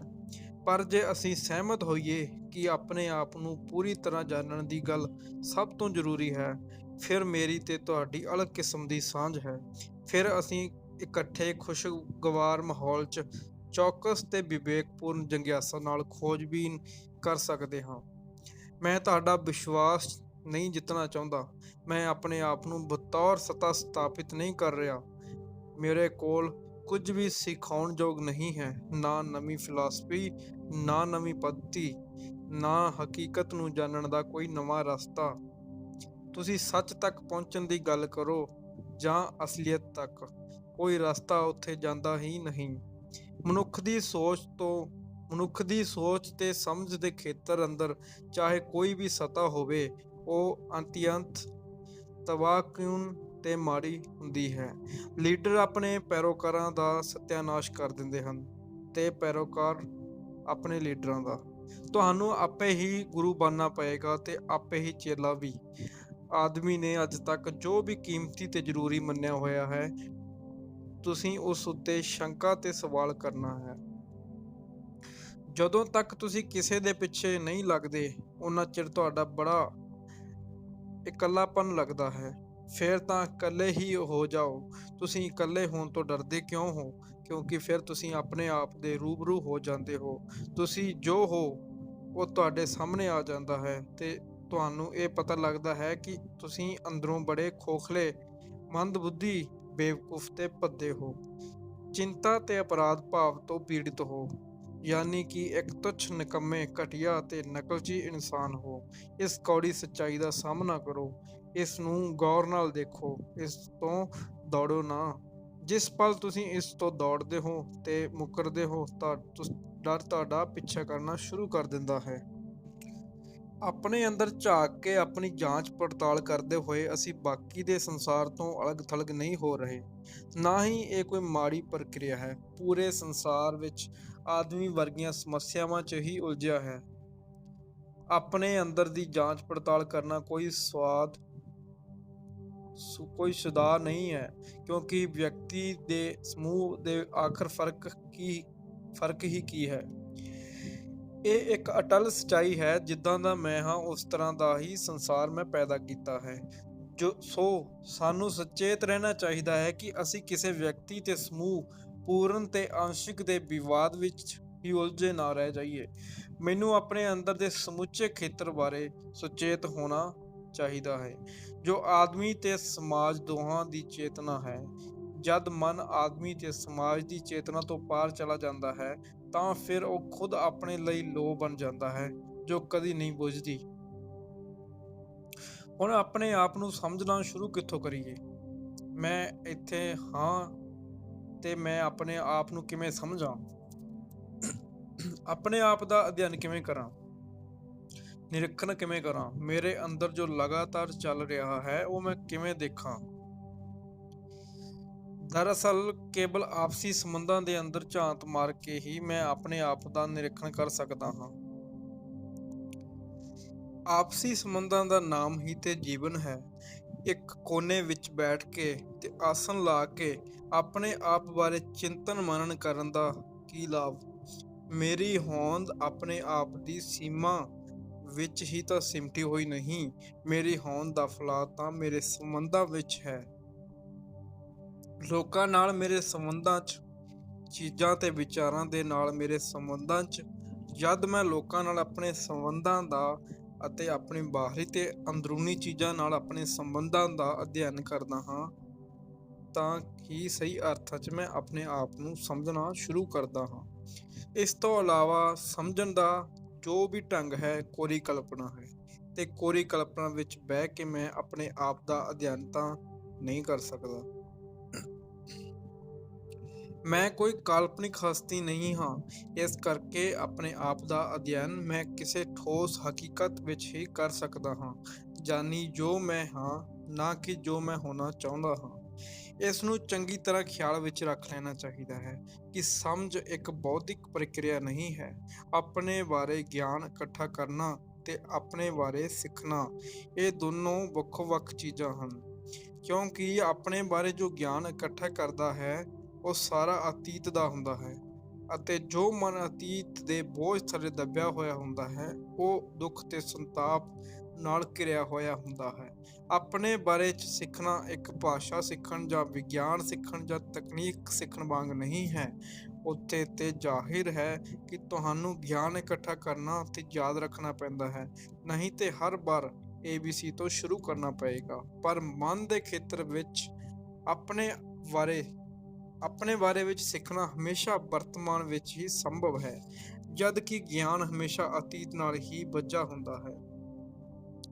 ਕਿਉਂਕਿ ਸਾਡੇ 'ਚ ਕਈ ਲੋਕ ਅਤੀਤ ਵਿੱਚ ਹੀ ਜਿਉਂਦੇ ਹਨ ਤੇ ਅਤੀਤ ਵਿੱਚ ਹੀ ਸੰਤੁਸ਼ਟ ਰਹਿੰਦੇ ਹਨ। ਇਸ ਕਰਕੇ ਗਿਆਨ ਸਾਡੇ ਲਈ ਮਹੱਤਵ ਦੀ ਚੀਜ਼ ਬਣ ਗਿਆ ਹੈ। ਇਸ ਕਰਕੇ ਗਿਆਨੀਆਂ, ਵਿਦਵਾਨਾਂ, ਸਿਆਣਿਆਂ ਤੇ ਕੁਸ਼ਲ ਲੋਕਾਂ ਦੀ ਪੂਜਾ ਹੁੰਦੀ ਹੈ। ਪਰ ਜੇ ਤੁਸੀਂ ਹਰ ਵਕਤ ਸਿੱਖ ਰਹੇ ਹੋ, ਹਰ ਮਿੰਟ ਸਿੱਖ ਰਹੇ ਹੋ, ਦੇਖਦੇ ਹੋਏ, ਸੁਣਦੇ ਹੋਏ ਜਾਂ ਕੁਝ ਵੀ ਕਰਦੇ ਹੋਏ ਸਿੱਖ ਰਹੇ ਹੋ, ਤਾਂ ਤੁਸੀਂ ਜਾਣ ਜਾਓਗੇ ਕਿ ਸਿੱਖਣਾ ਇੱਕ ਨਿਰੰਤਰ ਗਤੀਵਿਧੀ ਹੈ, ਅਤੀਤ ਤੋਂ ਬਿਲਕੁਲ ਵੱਖਰੀ।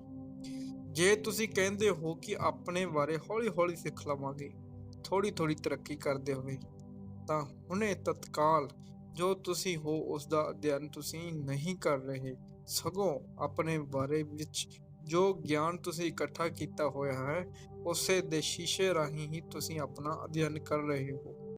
ਸਿੱਖਣ ਦਾ ਅਰਥ ਇੱਕ ਅਪਾਰ ਸੰਵੇਦਨਸ਼ੀਲਤਾ ਹੈ।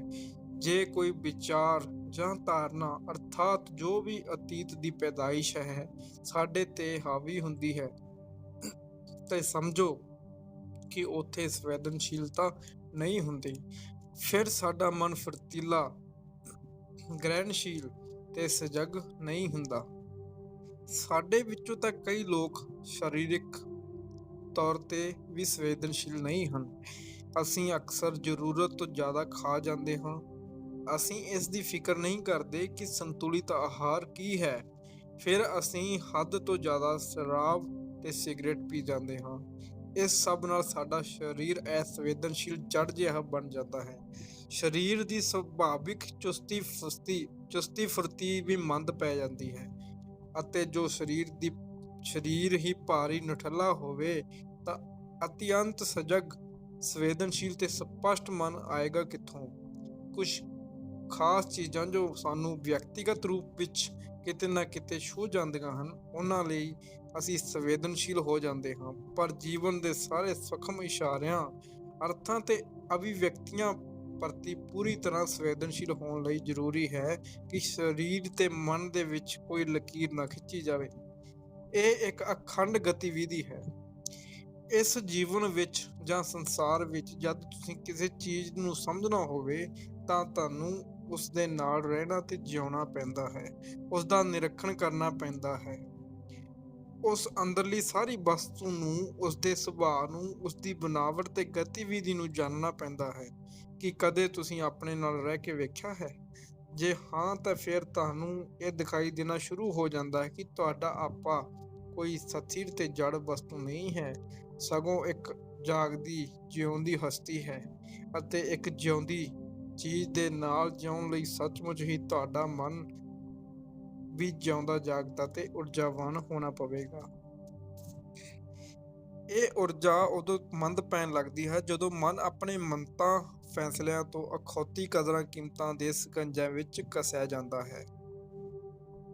ਆਪਣੇ ਮਨ ਦੀ, ਆਪਣੇ ਦਿਲ ਦੀ, ਆਪਣੇ ਪੂਰੇ ਵਜੂਦ ਦੀ ਗਤੀਵਿਧੀ ਦਾ ਮੁਆਇਨਾ ਕਰਨ ਲਈ ਇਹ ਜ਼ਰੂਰੀ ਹੈ ਕਿ ਸਾਡੇ ਕੋਲ ਇੱਕ ਆਜ਼ਾਦ ਮਨ ਹੋਵੇ। ਸਹਿਮਤੀ ਤੇ ਅਸਹਿਮਤੀ ਦੇ ਵਿੱਚ ਡਿਕਡੋਲੇ ਖਾਣ ਵਾਲਾ, ਆਪਣੇ ਪੱਖ ਦੀਆਂ ਦਲੀਲਾਂ ਦੇਣ ਵਾਲਾ ਤੇ ਖਾਲੀ ਸ਼ਬਦਾਂ ਤੇ ਵਿਵਾਦ ਕਰਨ ਵਾਲਾ ਮਨ ਨਹੀਂ ਚਾਹੀਦਾ। ਮਨ ਅਜਿਹਾ ਚਾਹੀਦਾ ਹੈ ਜਿਸ ਦਾ ਇਰਾਦਾ ਆਪਣੇ ਆਪ ਨੂੰ ਸਮਝਦੇ ਹੋਏ ਜਿਉਣ ਦਾ ਹੈ। ਪਰ ਹੈ ਇਹ ਕੰਮ ਬਹੁਤ ਔਖਾ, ਕਿਉਂਕਿ ਸਾਡੇ ਵਿੱਚੋਂ ਤਾਂ ਬਹੁਤੇ ਇਹ ਨਹੀਂ ਜਾਣਦੇ ਕਿ ਆਪਣੇ ਆਪ ਨੂੰ, ਆਪਣੇ ਆਪ ਦੇ ਹੋਣ ਨੂੰ ਕਿਵੇਂ ਦੇਖਣਾ ਹੈ ਅਤੇ ਉਸਦੇ ਬਰੀਕ ਸੁਰਾਂ ਨੂੰ ਕਿਵੇਂ ਸੁਣਨਾ ਹੈ। ਸਾਨੂੰ ਤੇ ਇਹ ਵੀ ਨਹੀਂ ਪਤਾ ਕਿ ਕਿਸੇ ਨਦੀ ਦੀ ਸੁੰਦਰਤਾ ਨੂੰ ਕਿਵੇਂ ਦੇਖੀਏ ਤੇ ਮਾਣੀਏ। ਦਰਖਤਾਂ ਦੇ ਝੁਰਮੁਟ ਵਿੱਚ ਚੱਲਦੀ ਮੰਦ ਹਵਾ ਦੀਆਂ ਆਹਟਾਂ ਨੂੰ ਅਤੇ ਉਸਦੇ ਸੰਗੀਤ ਨੂੰ ਧਿਆਨ ਨਾਲ ਕਿਵੇਂ ਸੁਣੀਏ। ਜਦ ਅਸੀਂ ਹਿਮਾਇਤ ਜਾਂ ਵਿਰੋਧ ਕਰਦੇ ਹਾਂ, ਤਾਂ ਜਦੋਂ ਸਾਡੇ ਮਨ ਅੰਦਰ ਵਿਚਾਰਾਂ ਦਾ ਝੁਰਮੁਟ ਪਿਆ ਰਹਿੰਦਾ ਹੈ, ਤਾਂ ਫਿਰ ਅਸੀਂ ਉਹ ਨਹੀਂ ਵੇਖਦੇ ਜੋ ਕਿ ਹੈ, ਸਿਰਫ ਉਹ ਵੇਖਦੇ ਹਾਂ ਜੋ ਬਿੰਬ ਅਸੀਂ ਆਪ ਹੀ ਘੜੇ ਹਨ, ਜੋ ਅਸੀਂ ਆਪਣੇ ਹੋਣ ਬਾਰੇ ਸੋਚ ਰੱਖਿਆ ਹੈ। ਅਸੀਂ ਆਪਣੇ ਮਨਾਂ ਵਿੱਚ ਆਪਣੇ ਬਾਰੇ ਇੱਕ ਛਵੀ ਬਣਾ ਰੱਖੀ ਹੈ, ਜੋ ਅਸੀਂ ਸੋਚਦੇ ਹਾਂ ਕਿ ਅਸੀਂ ਹਾਂ ਜਾਂ ਸਾਨੂੰ ਹੋਣਾ ਚਾਹੀਦਾ ਹੈ, ਤੇ ਉਹੀ ਛਵੀ ਸਾਨੂੰ ਆਪਣੀ ਅਸਲੀਅਤ ਨੂੰ ਦੇਖਣ ਤੋਂ ਰੋਕਦੀ ਹੈ। ਕਿਸੇ ਚੀਜ਼ ਨੂੰ ਸਾਦਗੀ ਨਾਲ ਦੇਖਣਾ ਬਹੁਤ ਮੁਸ਼ਕਲ ਹੋ ਗਿਆ ਹੈ, ਕਿਉਂਕਿ ਸਾਡਾ ਮਨ ਬਹੁਤ ਜਟਿਲ ਤੇ ਪੇਚੀਦਾ ਹੈ। ਅਸੀਂ ਸਰਲਤਾ ਦਾ ਗੁਣ ਗਵਾ ਲਿਆ ਹੈ। ਮੇਰਾ ਮਤਲਬ ਸਾਦਾ ਖਾਣੇ ਤੇ ਸਾਦਾ ਪਹਿਰਾਵੇ ਤੋਂ ਨਹੀਂ ਹੈ।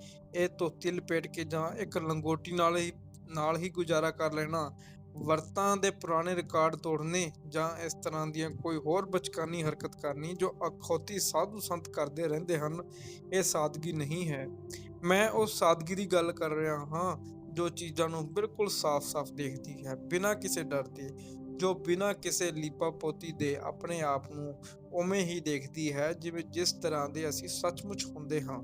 ਜਦ ਅਸੀਂ ਝੂਠ ਬੋਲੀਏ ਤਾਂ ਮੁਕਰਨ ਦੀ ਲੋੜ ਨਹੀਂ, ਨਾ ਹੀ ਇਸ ਤੋਂ ਭੱਜਣ ਦੀ। ਆਪਣੇ ਆਪ ਨੂੰ ਜਾਣਨ ਲਈ ਬੇਹੱਦ ਹਲੀਮੀ ਜ਼ਰੂਰੀ ਹੈ। ਮੈਂ ਆਪਣੇ ਆਪ ਨੂੰ ਜਾਣਦਾ ਹਾਂ। ਜੇ ਇਸ ਆਕੜ ਤੋਂ ਸ਼ੁਰੂ ਕਰਦੇ ਹਾਂ ਤਾਂ ਅੱਗੇ ਵਧਣਾ ਨਾਮੁਮਕਿਨ ਹੈ। ਜਾਂ ਜੇ ਤੁਸੀਂ ਕਹੋ ਕਿ ਆਪਣੇ ਬਾਰੇ ਸਿੱਖਣ ਨੂੰ ਹੀ ਹੈ ਹੀ ਕੀ, ਕਿਉਂਕਿ ਮੈਂ ਤੇ ਯਾਦਾਂ ਦੇ ਧਾਰਨਾਵਾਂ ਦਾ, ਅਨੁਭਵਾਂ ਤੇ ਪਰੰਪਰਾਗਤ ਦਾ ਇੱਕ ਬੰਡਲ ਮਾਤਰ ਹਾਂ, ਫਿਰ ਵੀ ਤੁਸੀਂ ਆਪਣੇ ਬਾਰੇ ਸਿੱਖਣ ਤੋਂ ਵਾਂਝੇ ਹੀ ਰਹਿ ਜਾਓਗੇ। ਜਿਸ ਪਲ ਤੁਸੀਂ ਕੁਝ ਹਾਸਲ ਕਰ ਲੈਂਦੇ ਹੋ, ਉਸ ਵੇਲੇ ਮਾਸੂਮੀਅਤ, ਵਿਨਮਰਤਾ ਦਾ ਗੁਣ ਤੁਹਾਡੇ ਅੰਦਰੋਂ ਉੱਡ ਜਾਂਦਾ ਹੈ। ਜਿਸ ਘੜੀ ਤੁਸੀਂ ਕਿਸੇ ਸਿੱਟੇ ਤੇ ਪਹੁੰਚ ਜਾਂਦੇ ਹੋ, ਤਾਂ ਜਮ੍ਹਾਂ ਕੀਤੇ ਗਿਆਨ ਨਾਲ ਆਪਣੀ ਖੋਜਬੀਨ ਤੇ ਜਾਂਚ ਪੜਤਾਲ ਸ਼ੁਰੂ ਕਰਦੇ ਹੋ, ਉੱਥੇ ਹੀ ਸਾਰੀ ਗੜਬੜ ਹੈ। ਕਿਉਂਕਿ ਉਦੋਂ ਤੱਕ ਤੁਸੀਂ ਹਰ ਜਿਉਂਦੀ ਜਾਗਦੀ ਸ਼ੈ ਨੂੰ ਪੁਰਾਣੀ ਤੇ ਬੇਹੀ ਨਜ਼ਰ ਨਾਲ ਦੇਖ ਰਹੇ ਹੁੰਦੇ ਹੋ। ਇਸ ਦੇ ਉਲਟ, ਜੇ ਤੁਹਾਡੇ ਕੋਲ ਕੋਈ ਕਢਾਇਆ ਸਿੱਟਾ ਹੈ, ਨਾ ਕੋਈ ਪ੍ਰਾਪਤੀ ਹੈ, ਅਰਥਾਤ ਜੇ ਤੁਹਾਡੇ ਕੋਲ ਟੇਕ ਰੱਖਣ ਨੂੰ ਕੁਝ ਨਹੀਂ, ਤਾਂ ਤੁਹਾਡੇ ਕੋਲ ਤਾਜ਼ਾ ਪ੍ਰਾਪਤੀ ਲਈ ਜਗ੍ਹਾ ਹੈ, ਨਵਾਂ ਦੇਖਣ ਦੀ ਆਜ਼ਾਦੀ ਹੈ। ਜਦ ਤੁਸੀਂ ਮੁਕਤ ਹਾਲਤ ਵਿੱਚ ਦੇਖਣਾ ਸ਼ੁਰੂ ਕਰਦੇ ਹੋ, ਤਾਂ ਤੁਸੀਂ ਹਰਦਮ ਨਵੇਂ ਹੁੰਦੇ ਹੋ। ਸੰਸਾਰ ਦੀ ਹਰ ਚੀਜ਼ ਤੁਹਾਡੇ ਲਈ ਹਰਦਮ ਨਵੀਂ ਨਕੋਰ ਹੁੰਦੀ ਹੈ। ਇਸ ਦੇ ਉਲਟ ਸਵੈ ਭਰੋਸੇ ਨਾਲ ਭਰਿਆ ਬੰਦਾ ਮੁਰਦਾ ਹੀ ਹੁੰਦਾ ਹੈ। ਸਾਡੇ ਦੇਖਣ ਤੇ ਸਿੱਖਣ ਵਿੱਚ ਆਜ਼ਾਦੀ ਕਿਵੇਂ ਆ ਸਕਦੀ ਹੈ, ਜਦ ਸਾਡੇ ਜਨਮ ਤੋਂ ਮੌਤ ਤੱਕ ਸਾਡੀ ਸੰਸਕ੍ਰਿਤੀ ਦੇ ਪ੍ਰਭਾਵਾਂ ਕਰਕੇ ਸਾਡੇ ਮਨ ਦਾ ਵਿਕਾਸ ਮੈਂ ਦੇ ਦਾਇਰੇ ਵਿੱਚ ਹੀ ਹੁੰਦਾ ਹੈ।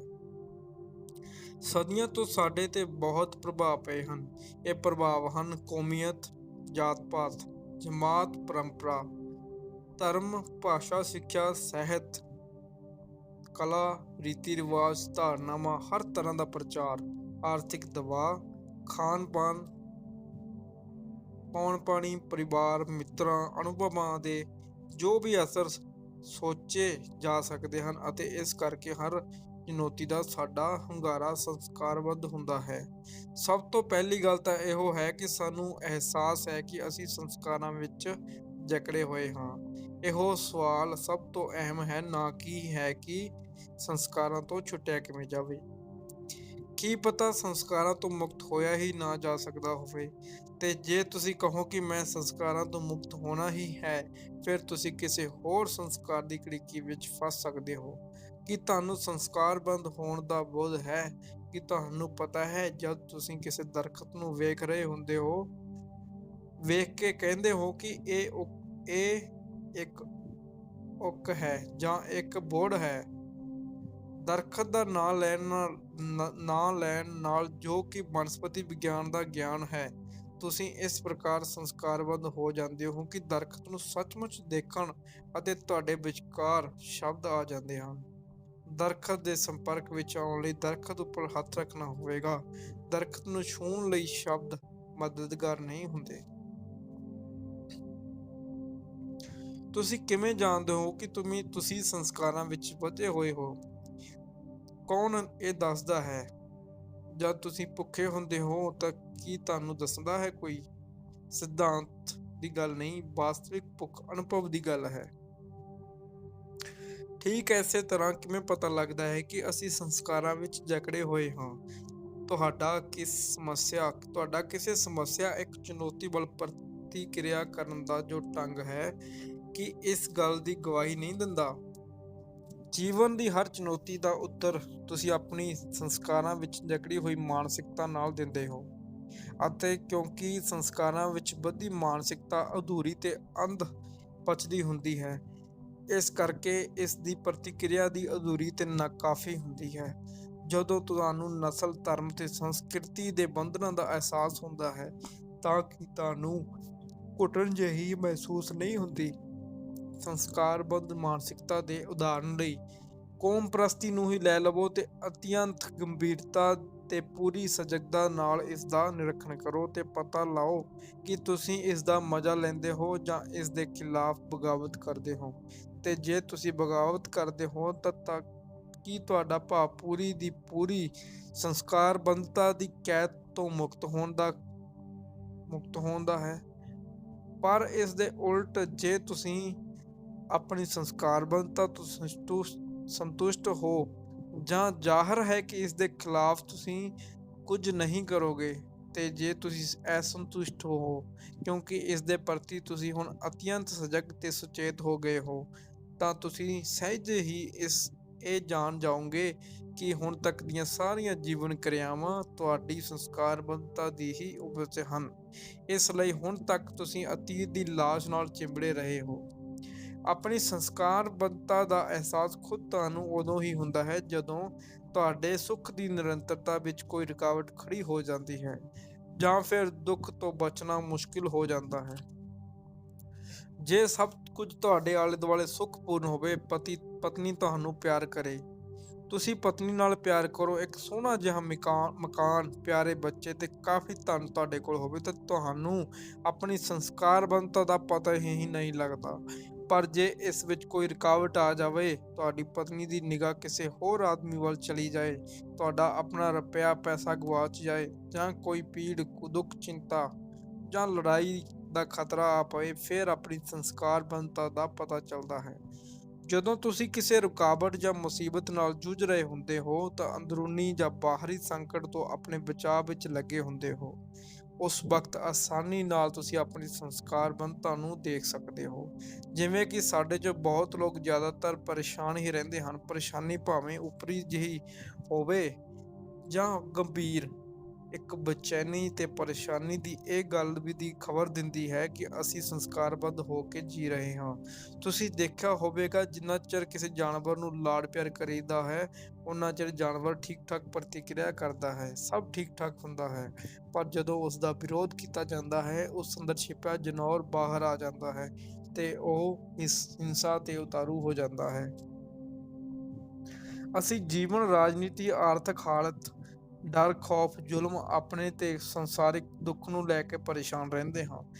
ਇਸ ਤੋਂ ਸਾਨੂੰ ਅਹਿਸਾਸ ਹੁੰਦਾ ਹੈ ਕਿ ਅਸੀਂ ਕਿੰਨੀ ਬੁਰੀ ਤਰ੍ਹਾਂ ਸੰਸਕਾਰਬੱਧਤਾ ਵਿੱਚ ਆਪਣੇ ਅੰਦਰ ਦੇ ਬਾਹਰਲੇ ਦੁੱਖ ਤੋਂ ਪੀੜਾ ਨੂੰ ਚਿੰਬੜੇ ਹੋਏ ਹਾਂ। ਤੇ ਫਿਰ ਅਸੀਂ ਕੀ ਕਰਾਂਗੇ? ਅਸੀਂ ਆਮ ਤੌਰ ਤੇ ਹੁੰਦਾ ਹੈ ਕਿ ਇਸ ਦੇ ਨਾਲ ਜਿਉਣਾ ਤੇ ਆਦੀ ਹੋ ਜਾਵਾਂਗੇ, ਜਿਵੇਂ ਕੋਈ ਆਪਣੀ ਕਮਰ ਦਰਦ ਨਾਲ ਜਿਉਣ ਦਾ ਆਦੀ ਹੋ ਜਾਂਦਾ ਹੈ ਕਿ ਹਮੇਸ਼ਾ ਲਈ ਇਸ ਨਾਲ ਸਮਝੌਤਾ ਕਰ ਲਵਾਂਗੇ। ਕਰੀਬ ਕਰੀਬ ਸਾਡੇ ਸਾਰਿਆਂ ਵਿੱਚ ਇਹ ਆਮ ਪ੍ਰਵਿਰਤੀ ਪਾਈ ਜਾਂਦੀ ਹੈ ਕਿ ਅਸੀਂ ਚੀਜ਼ਾਂ ਨੂੰ ਬਰਦਾਸ਼ਤ ਕਰ ਲੈਂਦੇ ਹਾਂ ਤੇ ਇਹਨਾਂ ਨਾਲ ਸਮਝੌਤਾ ਕਰ ਲੈਂਦੇ ਹਾਂ। ਇਸ ਦਾ ਆਦੀ ਹੋ ਜਾਣਾ ਤੇ ਦੋਸ਼ ਹਾਲਾਤਾਂ ਤੇ ਪਾ ਦੇਣਾ ਕਿ ਕਾਸ਼ ਹਾਲਾਤ ਠੀਕ ਹੁੰਦੇ ਤੇ ਮੈਂ ਬਿਲਕੁਲ ਹੋਰ ਹੀ ਹੁੰਦਾ, ਜਾਂ ਕਹਿੰਦੇ ਹਾਂ ਕਿ ਜੇ ਮੌਕਾ ਠੀਕ ਮਿਲ ਜਾਏ ਤਾਂ ਮੈਂ ਕੁਝ ਕਰਕੇ ਦਿਖਾ ਦੇਵਾਂ, ਜਾਂ ਕਹਿੰਦੇ ਹਾਂ ਕਿ ਮੈਂ ਤੇ ਇਸ ਬੇਇਨਸਾਫੀ ਦੇ ਪੈਰਾਂ ਥੱਲੇ ਕੁਚਲਿਆ ਗਿਆ ਹਾਂ। ਇਸੇ ਤਰ੍ਹਾਂ ਅਸੀਂ ਆਪਣੇ ਦੁਖੀ ਹਾਲਾਤ ਲਈ ਦੂਸਰੇ ਨੂੰ ਦੋਸ਼ੀ ਠਹਿਰਾਉਂਦੇ ਹਾਂ, ਜਾਂ ਆਸ-ਪਾਸ ਦੇ ਵਾਤਾਵਰਨ ਨੂੰ ਜਾਂ ਆਰਥਿਕ ਹਾਲਤ ਨੂੰ ਜ਼ਿੰਮੇਦਾਰ ਠਹਿਰਾਉਂਦੇ ਹਾਂ। ਜੇ ਕੋਈ ਆਦਮੀ ਪਰੇਸ਼ਾਨੀ ਦਾ ਆਦੀ ਹੀ ਹੋ ਜਾਏ ਤਾਂ ਉਹ ਆਪਣੇ ਮਨ ਨੂੰ ਜੜ ਬਣਾ ਲੈਂਦਾ ਹੈ। ਜਿਵੇਂ ਕੋਈ ਆਪਣੇ ਆਲੇ ਦੁਆਲੇ ਦੇ ਕੁਦਰਤੀ ਨਜ਼ਾਰਿਆਂ ਦਾ ਇੰਨਾ ਆਦੀ ਹੋ ਜਾਏ ਕਿ ਕਦੀ ਉਹਨਾਂ ਵੱਲ ਉਹਦਾ ਧਿਆਨ ਹੀ ਨਾ ਜਾਏ। ਇਸ ਤਰ੍ਹਾਂ ਉਹ ਉਦਾਸੀਨ, ਜੜ ਤੇ ਮੋਟੀ ਚਮੜੀ ਵਾਲਾ ਹੋ ਜਾਂਦਾ ਹੈ ਤੇ ਉਸਦਾ ਮਨ ਨਿਰਜੀਵ ਹੀ ਹੁੰਦਾ ਜਾਂਦਾ ਹੈ। ਤੇ ਜੇ ਅਸੀਂ ਆਪਣੀ ਦੁਖੀ ਹਾਲਤ ਦੇ ਆਦੀ ਨਹੀਂ ਹੁੰਦੇ ਤੇ ਅਕਸਰ ਵੱਖ-ਵੱਖ ਤਰੀਕਿਆਂ ਨਾਲ ਉਹਨਾਂ ਤੋਂ ਭੱਜਣ ਦੀ ਕੋਸ਼ਿਸ਼ ਕਰਦੇ ਹਾਂ। ਕਦੇ ਨਸ਼ੀਲੇ ਪਦਾਰਥ ਲੈ ਕੇ, ਕਦੇ ਨਾਅਰੇਬਾਜ਼ੀ ਕਰਕੇ, ਕਦੇ ਸਿਆਸੀ ਪਾਰਟੀ 'ਚ ਸ਼ਾਮਲ ਹੋ ਕੇ, ਲਿਖ ਪੜ੍ਹ ਕੇ, ਫੁੱਟਬਾਲ ਮੈਚ ਜਾਂ ਮੰਦਰ ਗਿਰਜੇ ਜਾ ਕੇ, ਜਾਂ ਫਿਰ ਮਨ ਬਹਿਲਾਉਣ ਦੇ ਕਿਸੇ ਹੋਰ ਤਰੀਕੇ ਨਹੀਂ। ਇਵੇਂ ਕਿਉਂ ਹੈ ਕਿ ਅਸੀਂ ਜੀਵਨ ਦੀਆਂ ਸੱਚਾਈਆਂ ਤੋਂ ਭੱਜਣ ਦੀ ਕੋਸ਼ਿਸ਼ ਵਿੱਚ ਲੱਗੇ ਰਹਿੰਦੇ ਹਾਂ? ਮਿਸਾਲ ਵਜੋਂ, ਜਿਵੇਂ ਅਸੀਂ ਮੌਤ ਤੋਂ ਡਰੇ ਰਹਿੰਦੇ ਹਾਂ ਤੇ ਮੌਤ ਦੀ ਅਸਲੀਅਤ ਨੂੰ ਛੁਪਾਉਣ ਲਈ ਭਾਂਤ-ਭਾਂਤ ਦੀਆਂ ਉਮੀਦਾਂ, ਸਿਧਾਂਤਾਂ ਤੇ ਵਿਸ਼ਵਾਸ ਕਰ ਲੈਂਦੇ ਹਾਂ।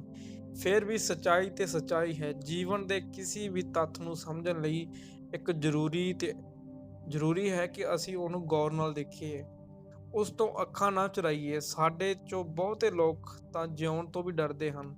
ਮੌਤ ਤੋਂ ਤਾਂ ਡਰਨਾ ਹੀ ਹੈ। ਅਸੀਂ ਆਪਣੇ ਪਰਿਵਾਰ ਨੂੰ ਲੈ ਕੇ ਡਰੇ ਰਹਿੰਦੇ ਹਾਂ। ਦੂਸਰੇ ਮੇਰੇ ਬਾਰੇ ਕੀ ਸੋਚਦੇ ਹਨ, ਕਿਤੇ ਮੇਰੀ ਨੌਕਰੀ ਤਾਂ ਨਾ ਚਲੀ ਜਾਏ। ਆਪਣੀ ਸੁਰੱਖਿਆ ਤੇ ਹੋਰ ਸੈਂਕੜੇ ਗੱਲਾਂ ਲੈ ਕੇ ਡਰੇ ਰਹਿੰਦੇ ਹਾਂ। ਸਿੱਧੀ ਤੇ ਸਪਸ਼ਟ ਗੱਲ ਇਹ ਹੈ ਕਿ ਅਸੀਂ ਡਰੇ ਹੋਏ ਹਾਂ। ਕਿਸੇ ਤੋਂ ਡਰੇ ਹਾਂ, ਇਸ ਦਾ ਕੋਈ ਖਾਸ ਮਹੱਤਵ ਨਹੀਂ।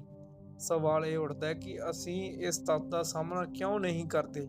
ਕਿਸੇ ਵੀ ਤੱਥ ਦਾ ਸਾਹਮਣਾ ਤੁਸੀਂ ਸਿਰਫ ਵਰਤਮਾਨ ਵਿੱਚ ਹੀ ਰਹਿ ਕੇ ਕਰ ਸਕਦੇ ਹੋ, ਪਰ ਜੇ ਤੁਸੀਂ ਉਸ ਨੂੰ ਸਾਹਮਣੇ ਆਉਣ ਹੀ ਨਹੀਂ ਦਿੰਦੇ, ਕਿਉਂਕਿ ਤੁਸੀਂ ਹਮੇਸ਼ਾ ਉਸ ਤੋਂ ਭੱਜਦੇ ਰਹਿੰਦੇ ਹੋ, ਇਸ ਲਈ ਉਸ ਨੂੰ ਤੁਹਾਡੇ ਸਾਹਮਣੇ ਹੋਣ ਦਾ ਮੌਕਾ ਹੀ ਨਹੀਂ ਮਿਲਦਾ, ਕਿਉਂਕਿ ਤੁਸੀਂ ਵੱਖ-ਵੱਖ ਤਰ੍ਹਾਂ ਨਾਲ ਬਚਣ ਦਾ ਲੰਮਾ ਚੌੜਾ ਜਾਲ ਬੁਣਿਆ ਹੋਇਆ ਹੈ। ਇਸ ਕਰਕੇ ਇਸ ਵਿੱਚ ਬਾਰ-ਬਾਰ ਫਸ ਜਾਣ ਦੇ ਆਦੀ ਹੋ ਜਾਂਦੇ ਹੋ। ਹੁਣ ਜੇ ਤੁਸੀਂ ਜਰਾ ਜਿੰਨਾ ਵੀ ਸੰਵੇਦਨਸ਼ੀਲ ਤੇ ਗੰਭੀਰ ਹੋ ਤਾਂ ਤੁਸੀਂ ਨਾ ਸਿਰਫ ਸੰਸਕਾਰਬੱਧਤਾ ਦੇ ਪ੍ਰਤੀ ਸੁਚੇਤ ਤੇ ਸਜਗ ਹੋ ਜਾਓਗੇ, ਸਗੋਂ ਇਸ ਦੇ ਖਤਰਨਾਕ ਨਤੀਜਿਆਂ ਦੇ ਪ੍ਰਤੀ ਵੀ ਚੁਕੰਨੇ, ਸੁਚੇਤ ਤੇ ਸਾਵਧਾਨ ਹੋ ਜਾਓਗੇ ਕਿ ਸੰਸਾਰ ਵਿੱਚ ਫੈਲੀ ਬੇਰਹਿਮੀ ਤੇ ਨਫ਼ਰਤ ਲਈ ਇਸ ਦੀ ਕਿਸ ਹੱਦ ਤੱਕ ਜ਼ਿੰਮੇਦਾਰ ਹਨ। ਪਰ ਜੇ ਤੁਸੀਂ ਇਸ ਖਤਰੇ ਨੂੰ ਦੇਖ ਰਹੇ ਹੋ ਤਾਂ ਕੋਈ ਪਹਿਲ ਕਦਮੀ ਕਿਉਂ ਨਹੀਂ ਕਰਦੇ? ਕਿਤੇ ਇਸ ਕਰਕੇ ਤਾਂ ਨਹੀਂ ਕਿ ਤੁਸੀਂ ਆਲਸੀ ਹੋ। ਆਲਸ ਅਰਥਾਤ ਊਰਜਾ ਦੀ ਕਮੀ। ਜੇ ਤੁਸੀਂ ਅਚਾਨਕ ਕਿਸੇ ਜਿਸਮਾਨੀ ਖਤਰੇ 'ਚ ਘਿਰ ਜਾਂਦੇ ਹੋ, ਰਾਹ 'ਚ ਕੋਈ ਸੱਪ ਦਿਖ ਜਾਂਦਾ ਹੈ ਤਾਂ ਕਿਸੇ ਖੱਡ ਦੇ ਐਨ ਸਿਰੇ ਤੇ ਪਹੁੰਚ ਜਾਂਦੇ ਹੋ ਤਾਂ ਅੱਗ ਲੱਗ ਜਾਂਦੀ ਹੈ, ਫਿਰ ਤਾਂ ਪਹਿਲ ਕਰਨ ਲਈ ਤੁਹਾਡੇ ਵਿੱਚ ਊਰਜਾ ਦੀ ਕਮੀ ਨਹੀਂ ਹੁੰਦੀ। ਫਿਰ ਤੁਸੀਂ ਆਪਣੀ ਸੰਸਕਾਰਬੱਧਤਾ ਦੇ ਖਤਰੇ ਨੂੰ ਦੇਖ ਕੇ ਇੰਝ ਪਹਿਲ ਕਿਉਂ ਨਹੀਂ ਕਰਦੇ? ਜੇ ਸਾਨੂੰ ਇਹ ਸੋਝੀ ਹੋ ਜਾਏ ਕਿ ਕੌਮ ਪ੍ਰਸਤੀ ਖੁਦ ਸਾਡੇ ਲਈ, ਸਾਡੀ ਸੁਰੱਖਿਆ ਲਈ ਖਤਰਾ ਹੈ, ਕਿ ਫਿਰ ਅਸੀਂ ਕੁਝ ਨਹੀਂ ਕਰਾਂਗੇ? ਇਸ ਦਾ ਮਤਲਬ ਹੈ ਕਿ ਤੁਸੀਂ ਦੇਖਦੇ ਹੀ ਨਹੀਂ ਹੋ। ਵਿਸ਼ਲੇਸ਼ਣ ਦੇ ਬੌਧਿਕ ਅਮਲ 'ਚ ਤਾਂ ਤੁਸੀਂ ਦੇਖਦੇ ਹੋ ਕਿ ਕੌਮ ਪ੍ਰਸਤੀ ਖੁਦ ਦੀ ਹੀ ਤਬਾਹੀ ਵੱਲ ਲੈ ਜਾਂਦੀ ਹੈ, ਪਰ ਇਸ ਦੇਖਣ ਦੀ ਭਾਵਨਾ ਦੀ ਗਹਿਰਾਈ ਨਹੀਂ ਹੁੰਦੀ। ਜਦੋਂ ਸਾਡਾ ਦੇਖਣਾ ਧੁਰ ਅੰਦਰੋਂ ਨਿਕਲਦਾ ਹੈ, ਉਦੋਂ ਹੀ ਅਸੀਂ ਊਰਜਾਵਾਨ ਹੁੰਦੇ ਹਾਂ। ਜੇ ਤੁਸੀਂ ਆਪਣੀ ਸੰਸਕਾਰਬੰਧਤਾ ਦੇ ਖਤਰੇ ਨੂੰ ਕੇਵਲ ਬੌਧਿਕ ਧਾਰਨਾ ਦੇ ਰੂਪ ਵਿੱਚ ਦੇਖਦੇ ਹੋ ਤਾਂ ਇਸ ਸੰਬੰਧ ਵਿੱਚ ਤੁਸੀਂ ਕੁਝ ਨਹੀਂ ਕਰ ਸਕਦੇ। ਕਿਸੇ ਖਤਰੇ ਨੂੰ ਸਿਰਫ ਸਿਧਾਂਤ ਦੇ ਰੂਪ ਵਿੱਚ ਦੇਖਣ ਨਾਲ ਉਸ ਸਿਧਾਂਤ ਅਤੇ ਸਾਡੇ ਅਮਲ ਦੇ ਵਿੱਚ ਇੱਕ ਵਿਰੋਧੀ ਦਵੰਦ ਖੜਾ ਹੋ ਜਾਂਦਾ ਹੈ ਤੇ ਸਾਡੀ ਸਾਰੀ ਊਰਜਾ ਇਸ ਵਿਰੋਧ ਦੇ ਦਵੰਦ 'ਚ ਪੈ ਕੇ ਖਤਮ ਹੋ ਜਾਂਦੀ ਹੈ। ਜਦ ਤੁਸੀਂ ਸੰਸਕਾਰਬੰਧਤਾ ਤੇ ਇਸ ਦੇ ਖਤਰੇ ਨੂੰ ਤਤક્ષਣ ਦੇਖਦੇ ਹੋ, ਜਿਵੇਂ ਅਚਾਨਕ ਕਿਸੇ ਡੂੰਘੀ ਖੱਡ 'ਚ ਡਿੱਗਣ ਹੀ ਲੱਗੇ ਸੀ, ਤਾਂ ਤੁਸੀਂ ਉਸ ਵੇਲੇ ਪਹਿਲ ਕਰਦੇ ਹੋ। ਇਸ ਲਈ ਦੇਖਣਾ ਹੀ ਕਰਮ ਕਰਨਾ ਹੈ। ਸਾਡੇ ਚੋਂ ਜ਼ਿਆਦਾਤਰ ਲੋਕ ਇਹ ਜੀਵਨ ਇੱਕ ਬੇਹੋਸ਼ੀ ਤੇ ਨੀਂਦ ਦੀ ਹਾਲਤ ਵਿੱਚ ਹੀ ਜਿਉਂਦੇ ਹਨ। ਸਾਡੀਆਂ ਸਾਰੀਆਂ ਪ੍ਰਤੀਕਿਰਿਆਵਾਂ ਸਾਡੇ ਪਰਿਵਾਰ ਤੇ ਸਮਾਜ ਦੀ ਪਿੱਠਭੂਮੀ ਨਾਲ ਬੱਝੀਆਂ ਹੁੰਦੀਆਂ ਹਨ ਤੇ ਉਸ ਦੇ ਪਿੱਛੇ ਕੋਈ ਸੋਚ ਸਮਝ ਨਹੀਂ ਹੁੰਦੀ। ਅਜਿਹੀਆਂ ਪ੍ਰਤੀਕਿਰਿਆਵਾਂ ਸਾਡੇ ਬੰਧਨ ਨੂੰ, ਸਾਡੀ ਸੰਸਕਾਰਬੰਧ ਮਾਨਸਿਕਤਾ ਨੂੰ ਸਿਰਫ ਮਜ਼ਬੂਤ ਹੀ ਕਰਦੀਆਂ ਹਨ। ਪਰ ਜਿਸ ਛਿਨ ਤੁਸੀਂ ਪੂਰੇ ਹੋਸ਼ ਨਾਲ ਆਪਣੀ ਸੰਸਕਾਰਬੰਧਤਾ ਦੇ ਪ੍ਰਤੀ ਸਜਗ ਤੇ ਸੁਚੇਤ ਹੋ ਜਾਂਦੇ ਹੋ, ਉਸੇ ਵਕਤ ਤੁਸੀਂ ਅਤੀਤ ਤੋਂ ਪੂਰੀ ਤਰ੍ਹਾਂ ਮੁਕਤ ਹੋ ਜਾਂਦੇ ਹੋ, ਜਾਂ ਏਦਾਂ ਕਹਿ ਲਓ ਕਿ ਅਤੀਤ ਖੁਦ ਬ ਖੁਦ ਤੁਹਾਡਾ ਪਿੱਛਾ ਛੱਡ ਦਿੰਦਾ ਹੈ। ਪਾਠ ਤੀਜਾ, ਜਦੋਂ ਤੁਸੀਂ ਆਪਣੀ ਸੰਸਕਾਰਬੱਧਤਾ ਤੋਂ ਸੁਚੇਤ ਹੋਵੋਗੇ ਤਾਂ ਤੁਸੀਂ ਆਪਣੀ ਪੂਰੀ ਚੇਤਨਾ ਨੂੰ ਸਮਝ ਜਾਓਗੇ। ਚੇਤਨਾ ਉਹ ਵਸੀਹ ਖੇਤਰ ਹੈ ਜਿੱਥੇ ਵਿਚਾਰ ਵਿਚਰਦੇ ਹਨ ਅਤੇ ਮਨੁੱਖੀ ਰਿਸ਼ਤਿਆਂ ਦਾ ਤਾਣਾ ਬਾਣਾ ਮੌਜੂਦ ਰਹਿੰਦਾ ਹੈ। ਸਾਰੇ ਉਦੇਸ਼, ਮਨੋਰਥ, ਖੁਆਇਸ਼ਾਂ, ਆਨੰਦ, ਭੋਗ, ਭੈ, ਅਨੰਤਰ ਪ੍ਰੇਰਨਾਵਾਂ, ਤਾਂਘਾਂ, ਉਮੀਦਾਂ, ਦੁੱਖ, ਖੁਸ਼ੀਆਂ ਆਦਿ ਇਸੇ ਵਿੱਚ ਰਹਿੰਦੇ ਹਨ। ਪਰ ਚੇਤਨਾ ਦੇ ਇਸ ਖੇਤਰ ਨੂੰ ਅਸੀਂ ਦੋ ਹਿੱਸਿਆਂ ਵਿੱਚ ਵੰਡਿਆ ਹੋਇਆ ਹੈ, ਇੱਕ ਸੁਚੇਤ ਤੇ ਦੂਜਾ ਅਚੇਤ। ਇੱਕ ਚੇਤਨਾ ਦਾ ਉੱਪਰਲਾ ਧਰਾਤਲ ਹੈ, ਇੱਕ ਥੱਲੇ ਦਾ, ਮਤਲਬ ਕਿ ਰੋਜ਼ਾਨਾ ਦੇ ਵਿਚਾਰ, ਭਾਵਨਾਵਾਂ, ਕੰਮਕਾਰ ਉੱਪਰਲੇ ਹਿੱਸੇ ਵਿੱਚ ਹਨ ਤੇ ਥੱਲੇ ਹੈ ਅਖੌਤੀ ਅਰਧ ਚੇਤਨ, ਜਿਸ ਵਿੱਚ ਉਹ ਚੀਜ਼ਾਂ ਹਨ ਜਿਨ੍ਹਾਂ ਤੋਂ ਅਸੀਂ ਜਾਣੂ ਹੀ ਨਹੀਂ। ਕਦੀ ਕਦੀ ਖਾਸ ਸੰਕੇਤਾਂ, ਫੁਰਨਿਆਂ, ਸੁਪਨਿਆਂ ਰਾਹੀਂ ਇਹਨਾਂ ਦੀ ਖਬਰ ਮਿਲਦੀ ਹੈ। ਅਸੀਂ ਆਪਣਾ ਜੀਵਨ ਇਸ ਚੇਤਨਾ ਦੀ ਛੋਟੀ ਜਿਹੀ ਨੁਕਰੇ ਹੀ ਗੁਜ਼ਾਰਦੇ ਰਹਿੰਦੇ ਹਾਂ। ਬਾਕੀ ਦੇ ਹਿੱਸੇ ਨੂੰ ਅਸੀਂ ਅਰਧ ਚੇਤਨ ਆਖਦੇ ਹਾਂ, ਜਿਸ ਦੇ ਉਦੇਸ਼, ਡਰ, ਨਸਲੀ ਤੇ ਵਿਰਸੇ ਵਿੱਚ ਮਿਲੇ ਗੁਣਾਂ ਵਿੱਚ ਅਸੀਂ ਝਾਕਣਾ ਵੀ ਨਹੀਂ ਜਾਣਦੇ। ਹੁਣ ਮੈਂ ਤੁਹਾਨੂੰ ਪੁੱਛਦਾ ਹਾਂ ਕਿ ਕੀ ਵਾਕਿਆ ਹੀ ਅਰਧ ਚੇਤਨਾ ਨਾਂ ਦੀ ਕੋਈ ਚੀਜ਼ ਹੈ? ਅਸੀਂ ਇਸ ਸ਼ਬਦ ਦੀ ਵਰਤੋਂ ਬੜੇ ਧੜੱਲੇ ਨਾਲ ਕਰਦੇ ਹਾਂ ਕਿ ਇਸ ਦੀ ਹੋਂਦ ਨੂੰ ਅਸੀਂ ਸਵੀਕਾਰ ਵੀ ਕਰ ਲਿਆ ਹੈ। ਇਸ ਦੀ ਮਨਜ਼ੂਰੀ ਨਾਲ ਹੀ ਮਨੋਵਿਗਿਆਨਕਾਂ ਨੇ ਮਨੋਵਿਸ਼ਲੇਸ਼ਕਾਂ ਦੀ ਅੰਟ-ਸੰਟ ਸ਼ਬਦਾਵਲੀ ਨਾਲ ਭਾਸ਼ਾ ਦਾ ਭੰਡਾਰ ਭਰਿਆ ਪਿਆ ਹੈ।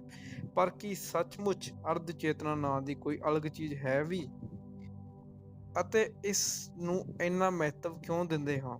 ਮੈਨੂੰ ਤੇ ਲੱਗਦਾ ਹੈ ਕਿ ਸਾਡਾ ਅਰਧ ਚੇਤਨ ਵੀ ਚੇਤਨ ਜਿੰਨਾ ਹੀ ਉਥਲਾ ਛਿਛਲਾ, ਦਿਖਾਵਟੀ, ਮੂਰਖ, ਤੰਗ, ਸੰਸਕਾਰਬੰਧ, ਕੱਟੜ ਅਤੇ ਚਿੰਤਾਗ੍ਰਸਤ ਹੈ। ਤਾਂ ਕਿ ਇਹ ਸੰਭਵ ਹੈ ਕਿ ਅਸੀਂ ਪੂਰੀ ਦੀ ਪੂਰੀ ਚੇਤਨਾ, ਨਾ ਕਿ ਉਸ ਦੇ ਇੱਕ ਹਿੱਸੇ ਜਾਂ ਅੰਸ਼ ਦੇ ਪ੍ਰਤੀ ਪੂਰੇ ਸਜਗ ਅਤੇ ਸੁਚੇਤ ਹੋ ਜਾਈਏ। ਜੇ ਤੁਸੀਂ ਇਸ ਦੇ ਪ੍ਰਤੀ ਪੂਰੀ ਤਰ੍ਹਾਂ ਸਜਗ ਹੋ ਸਕੋ ਤਾਂ ਇਸ ਦਾ ਅਰਥ ਹੋਇਆ ਕਿ ਤੁਹਾਡਾ ਜਿਉਣ ਤੇ ਕੰਮ ਕਰਨਾ ਪੂਰੀ ਤਰ੍ਹਾਂ ਹੋਸ਼ਪੂਰਨ ਹੈ, ਨਾ ਕਿ ਅੱਧੀ ਅਧੂਰੀ ਹੋਸ਼ ਨਾਲ। ਇਸ ਨੂੰ ਠੀਕ ਠੀਕ ਸਮਝ ਲੈਣਾ ਜ਼ਰੂਰੀ ਹੈ, ਕਿਉਂਕਿ ਜਦੋਂ ਚੇਤਨਾ ਦੇ ਪੂਰੇ ਖੇਤਰ ਬਾਰੇ ਪੂਰੇ ਸਜਗ ਹੁੰਦੇ ਹੋ ਤਾਂ ਤੁਹਾਡੇ ਅੰਦਰ ਸੰਘਰਸ਼ ਲਈ ਜਗ੍ਹਾ ਹੀ ਨਹੀਂ ਬਚਦੀ। ਸੰਘਰਸ਼ ਉਦੋਂ ਹੀ ਹੁੰਦਾ ਹੈ ਜਦ ਤੁਸੀਂ ਚੇਤਨਾ ਨੂੰ, ਜੋ ਤੁਹਾਡੇ ਸੰਪੂਰਨ ਵਿਚਾਰ ਤੇ ਕੰਮਾਂ ਦਾ ਭੰਡਾਰ ਹੈ, ਨੂੰ ਵੱਖ-ਵੱਖ ਹਿੱਸਿਆਂ ਵਿੱਚ ਵੰਡ ਦਿੰਦੇ ਹੋ। ਅਸੀਂ ਟੋਟਿਆਂ ਵਿੱਚ ਹੀ ਜਿਉਂਦੇ ਹਾਂ। ਆਪਣੇ ਦਫ਼ਤਰ ਵਿੱਚ ਅਸੀਂ ਕੁਝ ਹੁੰਦੇ ਹਾਂ, ਘਰ ਵਿੱਚ ਕੁਝ ਹੋਰ। ਗੱਲ ਲੋਕਤੰਤਰ ਦੀ ਕਰਦੇ ਹਾਂ ਪਰ ਦਿਲੋਂ ਪੱਕੇ ਡਿਕਟੇਟਰ ਹੁੰਦੇ ਹਾਂ। ਚਰਚਾ ਗਵਾਂਢੀਆਂ ਨਾਲ ਪਿਆਰ ਕਰਨ ਦੀ ਕਰਦੇ ਹਾਂ ਪਰ ਹਕੀਕਤ ਇਹ ਹੈ ਕਿ ਦਵੇਸ਼ ਦੀ ਖਾਰਬਾਜ਼ੀ ਦੀ ਤਲਵਾਰ ਨਾਲ ਉਹਨਾਂ ਨੂੰ ਮਾਰਨ ਤੇ ਤੁਲੇ ਰਹਿੰਦੇ ਹਾਂ। ਸੋ ਇਸ ਤਰ੍ਹਾਂ ਤੁਹਾਡੇ ਅੰਦਰ ਦਾ ਹੀ ਇੱਕ ਹਿੱਸਾ ਦੂਸਰੇ ਹਿੱਸੇ ਤੋਂ ਬਿਲਕੁਲ ਬੇਖਬਰ, ਵੱਖਰਾ ਤੇ ਆਜ਼ਾਦ ਹੋ ਕੇ ਦੇਖਦਾ ਤੇ ਕੰਮ ਕਰਦਾ ਹੈ। ਕੀ ਤੁਸੀਂ ਆਪਣੇ ਇਸ ਟੋਟੇ ਹੋਏ ਵਜੂਦ ਤੋਂ ਜਾਣੂ ਹੋ? ਇਸ ਬਾਰੇ ਸਜਗ ਹੋ। ਉਹ ਦਿਮਾਗ ਜਿਸ ਨੇ ਆਪਣੇ ਸੋਚ ਵਿਚਾਰ ਨੂੰ ਕੰਮ ਕਰਨ ਦੀ ਯੋਗਤਾ ਨੂੰ ਟੋਟਿਆਂ ਵਿੱਚ ਤੋੜ ਲਿਆ ਹੈ, ਕਿ ਉਸ ਲਈ ਇਸ ਮੁਮਕਿਨ ਹੈ ਕਿ ਉਹ ਇੱਕੋ ਵਾਰ ਆਪਣੇ ਪੂਰੇ ਵਜੂਦ ਬਾਰੇ, ਪੂਰੇ ਖੇਤਰ ਬਾਰੇ ਸਜਗ ਹੋ ਸਕੇ ਤੇ ਆਪਣੀ ਪੂਰੀ ਦੀ ਪੂਰੀ ਚੇਤਨਾ ਨੂੰ ਦੇਖ ਸਕੇ, ਜਿਸ ਦਾ ਅਰਥ ਹੈ ਸੰਪੂਰਨ ਮਨੁੱਖ ਹੋਣਾ। ਹੁਣ ਆਪਣੇ ਆਪ ਦੀ ਬੇਹੱਦ ਗੁੰਝਲਦਾਰ ਬਣਾਵਟ ਅਤੇ ਢਾਂਚੇ ਦੀ ਸਮਝਣ ਦੀ ਦਿਸ਼ਾ ਵਿੱਚ ਜੇ ਤੁਸੀਂ ਹੌਲੀ ਹੌਲੀ ਪਰਤ ਦਰ ਪਰਤ ਉਤਰਦੇ ਜਾਓਗੇ, ਆਪਣੇ ਇੱਕ ਇੱਕ ਵਿਚਾਰ, ਅਨੁਭੂਤੀ ਤੇ ਉਦੇਸ਼ ਨੂੰ ਜਾਂਚਦੇ ਤੇ ਪਰਖਦੇ ਜਾਓਗੇ, ਤਾਂ ਤੁਸੀਂ ਵਿਸ਼ਲੇਸ਼ਣ ਦੀ ਅੰਤਹੀਨ ਪ੍ਰਕਿਰਿਆ ਵਿੱਚ ਉਲਝ ਕੇ ਰਹਿ ਜਾਓਗੇ, ਜੋ ਮਹੀਨੇ ਤੇ ਸਾਲਾਂ ਤੱਕ ਚੱਲਦੀ ਚਲੀ ਜਾਏਗੀ। ਇੰਨਾ ਹੀ ਨਹੀਂ, ਆਪਣੇ ਆਪ ਨੂੰ ਸਮਝਣ ਲਈ ਜਦੋਂ ਤੁਸੀਂ ਸਮੇਂ ਦਾ ਸਹਾਰਾ ਲੈਂਦੇ ਹੋ ਤਾਂ ਤੁਸੀਂ ਹਰ ਕਿਸਮ ਦੇ ਵਿਗਾੜ ਤੇ ਤੋੜ ਮਰੋੜ ਦੀ ਗੁੰਜਾਇਸ਼ ਵੀ ਪੈਦਾ ਕਰ ਲੈਂਦੇ ਹੋ। ਇਹ ਆਪਣਾ ਆਪ ਇੱਕ ਜਟਿਲ ਸਤਹ ਹੈ, ਜੋ ਲਗਾਤਾਰ ਆਪਣੇ ਉੱਪਰ ਪੈ ਰਹੇ ਕਈ ਤਰ੍ਹਾਂ ਦੇ ਦਬਾਵਾਂ, ਤਣਾਵਾਂ ਤੇ ਪ੍ਰਭਾਵਾਂ ਦੇ ਅਧੀਨ ਜੀ ਰਹੀ ਹੈ, ਯਾਤਰਾ ਕਰ ਰਹੀ ਹੈ, ਸੰਘਰਸ਼ ਕਰ ਰਹੀ ਹੈ, ਇੱਛਾ ਤੋਂ ਇਨਕਾਰ ਕਰ ਰਹੀ ਹੈ। ਜੇ ਆਪਣੇ ਆਪ ਨੂੰ ਸਮਝਣਾ ਹੈ ਤੇ ਦੇਖਣਾ ਹੈ ਤੇ ਇਸ ਪੂਰੇ ਦੇ ਪੂਰੇ ਵਰਤਮਾਨ ਦੇ ਪਲ ਵਿੱਚ ਹੀ, ਹੁਣੇ ਹੀ ਦੇਖਿਆ ਜਾ ਸਕਦਾ ਹੈ, ਨਹੀਂ ਤੇ ਕਦੇ ਨਹੀਂ। ਵਕਤ ਦਾ ਤੇ ਸਵਾਲ ਹੀ ਨਹੀਂ ਹੈ। ਆਪਣੇ ਆਪ ਦਾ ਪੂਰਾ ਦਰਸ਼ਨ ਤਾਂ ਹੀ ਸੰਭਵ ਹੈ ਜੇ ਮਨ ਦੇ ਟੋਟੇ ਨਾ ਹੋਏ ਹੋਣ। ਇਸ ਤਰ੍ਹਾਂ ਸਮਗਰਤਾ ਵਿੱਚ ਜੋ ਤੁਸੀਂ ਦੇਖਦੇ ਹੋ ਉਹੀ ਸੱਚ ਹੈ, ਇਹੋ ਹੀ ਤੁਹਾਡੀ ਹਕੀਕਤ ਹੈ। ਕੀ ਤੁਸੀਂ ਅਜਿਹਾ ਕਰ ਸਕੋਗੇ? ਤੁਹਾਡੇ ਵਿੱਚ ਬਹੁਤੇ ਨਹੀਂ ਕਰ ਸਕਣਗੇ, ਕਿਉਂਕਿ ਇਸ ਨੂੰ ਅਸੀਂ ਕਦੇ ਗੰਭੀਰਤਾ ਨਾਲ ਲਿਆ ਹੀ ਨਹੀਂ, ਕਿਉਂਕਿ ਅਸੀਂ ਆਪਣੇ ਆਪ ਨੂੰ ਸੱਚਮੁੱਚ ਕਦੇ ਨਹੀਂ ਦੇਖਿਆ। ਅਸੀਂ ਤੇ ਹਮੇਸ਼ਾ ਦੂਸਰਿਆਂ ਦੇ ਦੋਸ਼ ਨੂੰ ਹੀ ਲੱਭਦੇ ਰਹਿੰਦੇ ਹਾਂ, ਚੀਜ਼ਾਂ ਦੇ ਬੌਧਿਕ ਵਿਸ਼ਲੇਸ਼ਣ ਤੇ ਵਿਆਖਿਆ ਵਿੱਚ ਹੀ ਰੁੱਝੇ ਰਹਿੰਦੇ ਹਾਂ ਤੇ ਆਪਣੇ ਆਪ ਨੂੰ ਦੇਖਣ ਤੋਂ ਕਤਰਾਉਂਦੇ ਤੇ ਡਰਦੇ ਹਾਂ। ਪਰ ਤੁਸੀਂ ਪੂਰੀ ਤਰ੍ਹਾਂ ਨਾ ਤਾਂ ਹੀ ਦੇਖ ਸਕਦੇ ਹੋ ਜਦ ਤੁਸੀਂ ਪੂਰੀ ਹੋਸ਼ ਵਿੱਚ ਹੁੰਦੇ ਹੋ ਤੇ ਪੂਰੇ ਧਿਆਨ ਵਿੱਚ ਆਪਣੇ ਪੂਰੇ ਵਜੂਦ ਤੇ ਪ੍ਰਾਣਾਂ ਨਾਲ ਜੁਟ ਜਾਂਦੇ ਹੋ।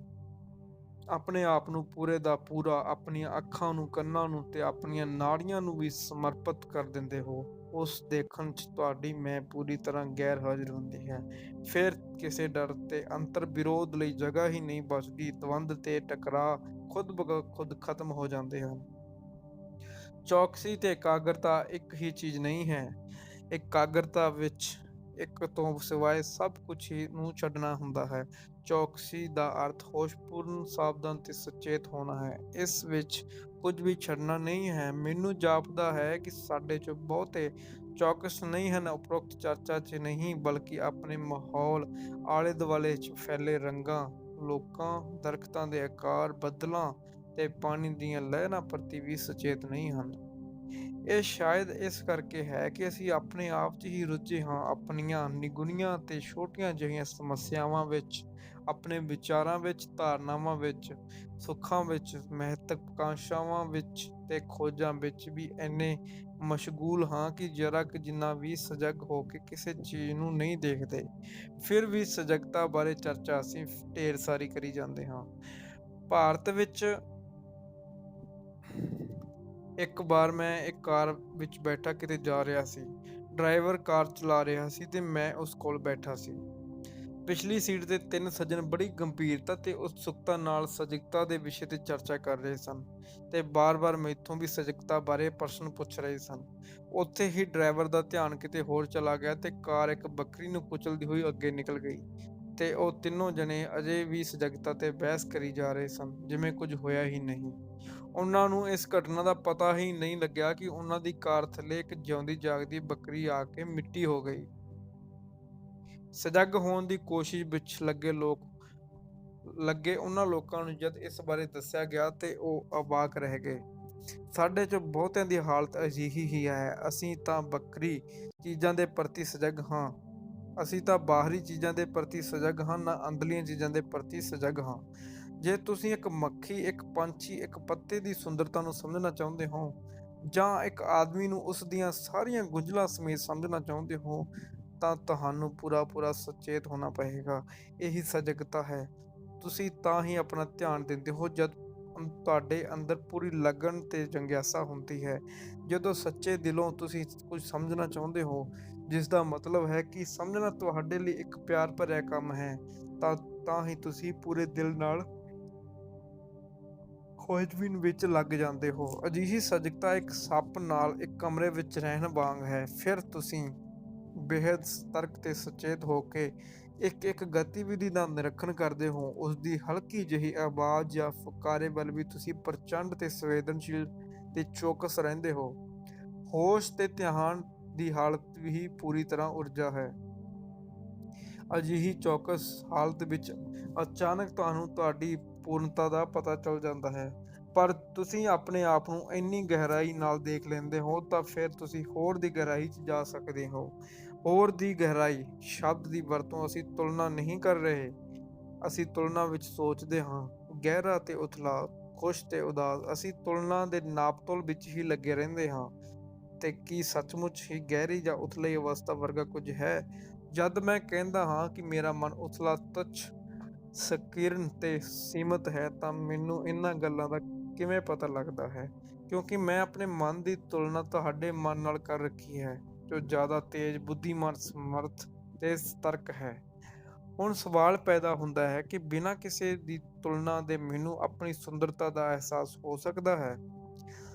ਜਦ ਮੈਨੂੰ ਭੁੱਖ ਲੱਗਦੀ ਹੈ ਤਾਂ ਮੈਂ ਆਪਣੀ ਭੁੱਖ ਦੀ ਤੁਲਨਾ ਕੱਲ੍ਹ ਦੇ ਭੁੱਖ ਨਾਲ ਨਹੀਂ ਕਰਦਾ, ਤੇ ਤਾਂ ਕਿ ਮੈਨੂੰ ਆਪਣੀ ਭੁੱਖ ਦਾ ਅਸਲੀ ਅਹਿਸਾਸ ਹੋਵੇ। ਕੱਲ੍ਹ ਦੀ ਭੁੱਖ ਦਾ ਸਿਰਫ ਇੱਕ ਵਿਚਾਰ, ਇੱਕ ਯਾਦ ਬਣ ਕੇ ਰਹਿ ਗਈ ਹੈ। ਮੈਂ ਜਦ ਹਰ ਵਕਤ ਆਪਣੇ ਆਪ ਦੀ ਤੁਹਾਡੇ ਨਾਲ ਤੁਲਨਾ ਕਰ ਰਿਹਾ ਹਾਂ ਅਤੇ ਤੁਹਾਡੇ ਬਰਾਬਰ ਹੋਣ ਲਈ ਸੰਘਰਸ਼ ਕਰ ਰਿਹਾ ਹਾਂ, ਤੇ ਮੈਂ ਆਪ ਹਾਂ ਉਸ ਤੋਂ ਮੁੱਕਰ ਰਿਹਾ ਹਾਂ, ਅਰਥਾਤ ਆਪਣੇ ਆਪ ਨੂੰ ਨਕਾਰ ਰਿਹਾ ਹਾਂ। ਇਸ ਕਰਕੇ ਮੈਂ ਇੱਕ ਭਰਮ ਪੈਦਾ ਕਰ ਰਿਹਾ ਹਾਂ। ਤੁਲਨਾ ਚਾਹੇ ਕਿਸੇ ਵੀ ਰੂਪ ਵਿੱਚ ਹੋਵੇ, ਉਹ ਹਮੇਸ਼ਾ ਇੱਕ ਤੋਂ ਦੂਜੇ ਭਰਮ ਵੱਲ ਹੀ ਲੈ ਜਾਏਗੀ, ਛੋਟੇ ਤੋਂ ਵੱਡੇ ਭਰਮਾਂ ਵੱਲ, ਇੱਕ ਤੋਂ ਦੂਜੀ ਮੁਸੀਬਤ ਵੱਲ। ਉਵੇਂ ਹੀ ਜਿਵੇਂ ਮੈਂ ਆਪਣਾ ਵਿਸ਼ਲੇਸ਼ਣ ਕਰਦਾ ਹਾਂ, ਆਪਣੇ ਭੰਡਾਰ 'ਚ ਥੋੜ੍ਹਾ ਥੋੜ੍ਹਾ ਵਾਧਾ ਕਰਦਾ ਹਾਂ, ਜਾਂ ਆਪਣੇ ਤੋਂ ਬਾਹਰ ਕਿਸੇ ਨਾਲ ਆਪਣੀ ਪਛਾਣ ਜੋੜਦਾ ਹਾਂ, ਜਿਵੇਂ ਕਿਸੇ ਕੌਮ ਨਾਲ, ਕਿਸੇ ਮੁਕਤੀਦਾਤੇ ਨਾਲ, ਜਾਂ ਕਿਸੇ ਵਿਚਾਰਧਾਰਾ ਨਾਲ, ਤਾਂ ਅਜਿਹੀਆਂ ਪ੍ਰਕਿਰਿਆਵਾਂ ਮੈਨੂੰ ਘੋਰ ਮਾਨਸਿਕ ਗੁਲਾਮੀ ਵੱਲ ਤੇ ਡੂੰਘੇ ਅੰਦਰੂਨੀ ਟਕਰਾਅ ਵੱਲ ਲੈ ਜਾਂਦੀਆਂ ਹਨ। ਜਦੋਂ ਮੈਂ ਇਸ ਸਭ ਕੁਝ ਨੂੰ ਬੋਧਪੂਰਵਕ ਦੇਖ ਲੈਂਦਾ ਹਾਂ, ਤਾਂ ਹਮੇਸ਼ਾ ਲਈ ਇਸ ਝਮੇਲੇ ਤੋਂ ਛੁੱਟ ਜਾਂਦਾ ਹਾਂ। ਫਿਰ ਮੇਰਾ ਮਨ ਕਿਸੇ ਤਲਾਸ਼ ਤੇ ਕਿਸੇ ਕੋਸ਼ਿਸ਼ ਦੀ ਉਧੇੜ ਬੁਣ ਵਿੱਚ ਨਹੀਂ ਲੱਗਿਆ ਰਹਿੰਦਾ। ਇਹ ਸਮਝਣਾ ਅਤਿਅੰਤ ਮਹੱਤਵਪੂਰਨ ਹੈ। ਫਿਰ ਮੇਰਾ ਮਨ ਹਨੇਰੇ 'ਚ ਟਟੋਲਣਾ ਤੇ ਭਟਕਣਾ ਬੰਦ ਕਰ ਦਿੰਦਾ ਹੈ। ਹੁਣ ਇਹ ਮਨ ਸਵਾਲਾਂ ਦੇ ਚੱਕਰ 'ਚ ਨਹੀਂ ਫਸਦਾ। ਇਸ ਦਾ ਮਤਲਬ ਹਰਗਿਜ਼ ਨਹੀਂ ਕਿ ਮਨ ਜੋ ਵੀ ਹੈ ਉਸ 'ਚ ਰਾਜੀ ਹੋ ਜਾਂਦਾ ਹੈ, ਪਰ ਹੁਣ ਅਜਿਹਾ ਮਨ ਕੋਈ ਭਰਮ ਨਹੀਂ ਪਾਲਦਾ। ਅਜਿਹਾ ਮਨ ਬਿਲਕੁਲ ਵੱਖਰੇ ਹੀ ਧਰਾਤਲ ਤੇ ਪਹੁੰਚ ਜਾਂਦਾ ਹੈ। ਆਮ ਤੌਰ ਤੇ ਜਿਸ ਧਰਾਤਲ ਤੇ ਅਸੀਂ ਜਿਉਂਦੇ ਹਾਂ, ਦੁੱਖ ਸੁੱਖ ਤੇ ਡਰ ਤੋਂ ਬਣਿਆ ਸਾਡਾ ਰੋਜ਼ਾਨਾ ਜੀਵਨ, ਉਸਨੇ ਸਾਡੇ ਮਨ ਨੂੰ ਸੰਸਕਾਰਬੱਧ ਕਰ ਦਿੱਤਾ ਹੈ। ਮਨ ਦੇ ਸੁਭਾਅ ਨੂੰ ਸੀਮਤ ਤੇ ਗੁਲਾਮ ਬਣਾ ਲਿਆ ਹੈ। ਜਦ ਇਹ ਡਰ, ਦੁੱਖ, ਸੁੱਖ ਵਿਦਾ ਹੋ ਜਾਂਦੇ ਹਨ, ਜਿਸ ਦਾ ਮਤਲਬ ਇਹ ਨਹੀਂ ਕਿ ਜੀਵਨ ਵਿੱਚੋਂ ਖੁਸ਼ੀ ਖਤਮ ਹੋ ਜਾਂਦੀ ਹੈ। ਆਨੰਦ ਜਾਂ ਖੁਸ਼ੀ ਮਨ ਦੇ ਸੁੱਖ ਭੋਗ ਤੋਂ ਬਿਲਕੁਲ ਵੱਖਰੀ ਚੀਜ਼ ਹੈ। ਫਿਰ ਮਨ ਵਿੱਚ ਕਿਸੇ ਹੋਰ ਹੀ ਧਰਾਤਲ ਤੇ ਜਿਉਣ ਤੇ ਕਰਮ ਕਰਨ ਲੱਗ ਜਾਂਦਾ ਹੈ, ਜਿੱਥੇ ਕੋਈ ਦਵੰਦ ਨਹੀਂ ਹੁੰਦਾ, ਜਿੱਥੇ ਕੋਈ ਦੂਸਰਾ ਨਹੀਂ ਹੁੰਦਾ। ਸ਼ਬਦਾਂ ਦੀ ਮਦਦ ਨਾਲ ਜਿੱਥੋਂ ਤੱਕ ਪਹੁੰਚ ਸਕਦੇ ਹਾਂ, ਉੱਥੋਂ ਤੱਕ ਅਸੀਂ ਯਾਤਰਾ ਕਰ ਲਈ ਹੈ। ਇਸ ਤੋਂ ਪਰੇ ਜੋ ਵੀ ਹੈ ਉਹ ਸ਼ਬਦਾਂ ਵਿੱਚ ਰੱਖਿਆ ਜਾ ਨਹੀਂ ਸਕਦਾ, ਕਿਉਂਕਿ ਸ਼ਬਦ ਤਾਂ ਉਹ ਚੀਜ਼ ਨਹੀਂ ਹਨ ਜਿੱਥੇ ਤੱਕ ਅਸੀਂ ਵਰਣਨ ਤੇ ਵਿਆਖਿਆ ਕਰ ਸਕਦੇ ਸੀ। ਉਹ ਕਰ ਲਈ, ਪਰ ਸ਼ਬਦ ਤੇ ਵਿਆਖਿਆ ਦੁਆਰ ਨਹੀਂ ਖੋਲ੍ਹ ਸਕਦੇ। ਦੁਆਰ ਤੇ ਖੋਲ੍ਹ ਸਕਦੀ ਹੈ ਰੋਜ਼ਮर्रा ਦੀ ਸਜਗਤਾ ਤੇ ਹੋਸ਼।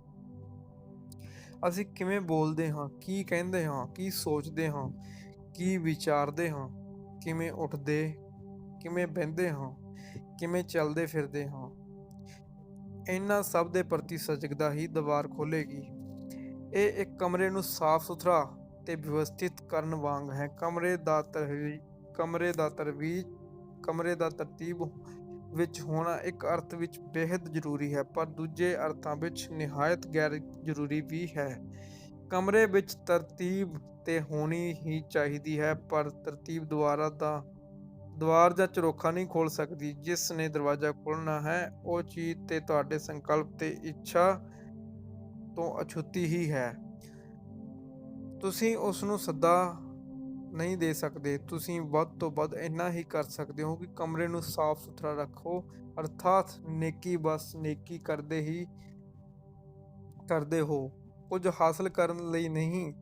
ਨਾਲੇ ਲੋੜ ਹੈ ਵਿਵੇਕਸ਼ੀਲ, ਤਰਕ ਸੰਗਤ ਤੇ ਵਿਵਸਥਿਤ ਹੋਣ ਦੀ। ਤੇ ਜੇ ਤੁਸੀਂ ਅਗਰ ਭਾਗਸ਼ਾਲੀ ਹੋ ਤਾਂ ਝਰੋਖਾ ਖੁੱਲ੍ਹੇਗਾ ਹੀ ਤੇ ਸਾਫ਼ ਸੁਥਰੀ ਹਵਾ ਅੰਦਰ ਪ੍ਰਵੇਸ਼ ਕਰ ਸਕੇਗੀ, ਜਾਂ ਨਾ ਵੀ ਕਰੇ। ਅੰਤ ਵਿੱਚ ਤਾਂ ਸਭ ਕੁਝ ਤੁਹਾਡੇ ਮਨ ਤੇ ਹੀ ਨਿਰਭਰ ਹੁੰਦਾ ਹੈ। ਮਨ ਦੀ ਇਸ ਦਸ਼ਾ ਨੂੰ ਤੇ ਤੁਸੀਂ ਹੀ ਸਮਝੋਗੇ। ਇਸ ਦਾ ਲਗਾਤਾਰ ਨਿਰੀਖਣ, ਬਿਨਾਂ ਕਿਸੇ ਆਕਾਰ ਵਿੱਚ ਸਮੇਟਣ ਦੀ ਕੋਸ਼ਿਸ਼ ਕਰਦੇ ਹੋਏ, ਬਿਨਾਂ ਕਿਸੇ ਪੱਖਪਾਤ ਦੇ, ਬਿਨਾਂ ਕਿਸੇ ਵਿਰੋਧ ਤੇ ਸਹਿਮਤੀ ਦੇ, ਜਿਸਦਾ ਅਰਥ ਹੋਇਆ ਬਿਨਾਂ ਕਿਸੇ ਚੋਣ ਤੋਂ ਮਨ ਦਾ ਨਿਰੀਖਣ ਕਰਦੇ ਰਹਿਣਾ। ਕਿਸੇ ਚੋਣ ਰਹਿਤ ਸਜਗਤਾ ਨਾਲ ਸ਼ਾਇਦ ਕਿਸੇ ਦੁਆਰ ਖੁੱਲ੍ਹਦਾ ਹੈ ਤੇ ਆਦਮੀ ਜਾਣ ਲੈਂਦਾ ਹੈ ਕਿ ਇਹ ਕਿਹੋ ਜਿਹਾ ਧਰਾਤਲ ਹੈ ਜਿੱਥੇ ਦਵੰਦ ਤੇ ਸਮਾਂ ਹਮੇਸ਼ਾ ਲਈ ਮਿਟ ਜਾਂਦੇ ਹਨ, ਜਿਸ ਨੂੰ ਸ਼ਬਦਾਂ ਵਿੱਚ ਬੰਨ੍ਹਣਾ ਮੁਮਕਿਨ ਨਹੀਂ ਹੈ।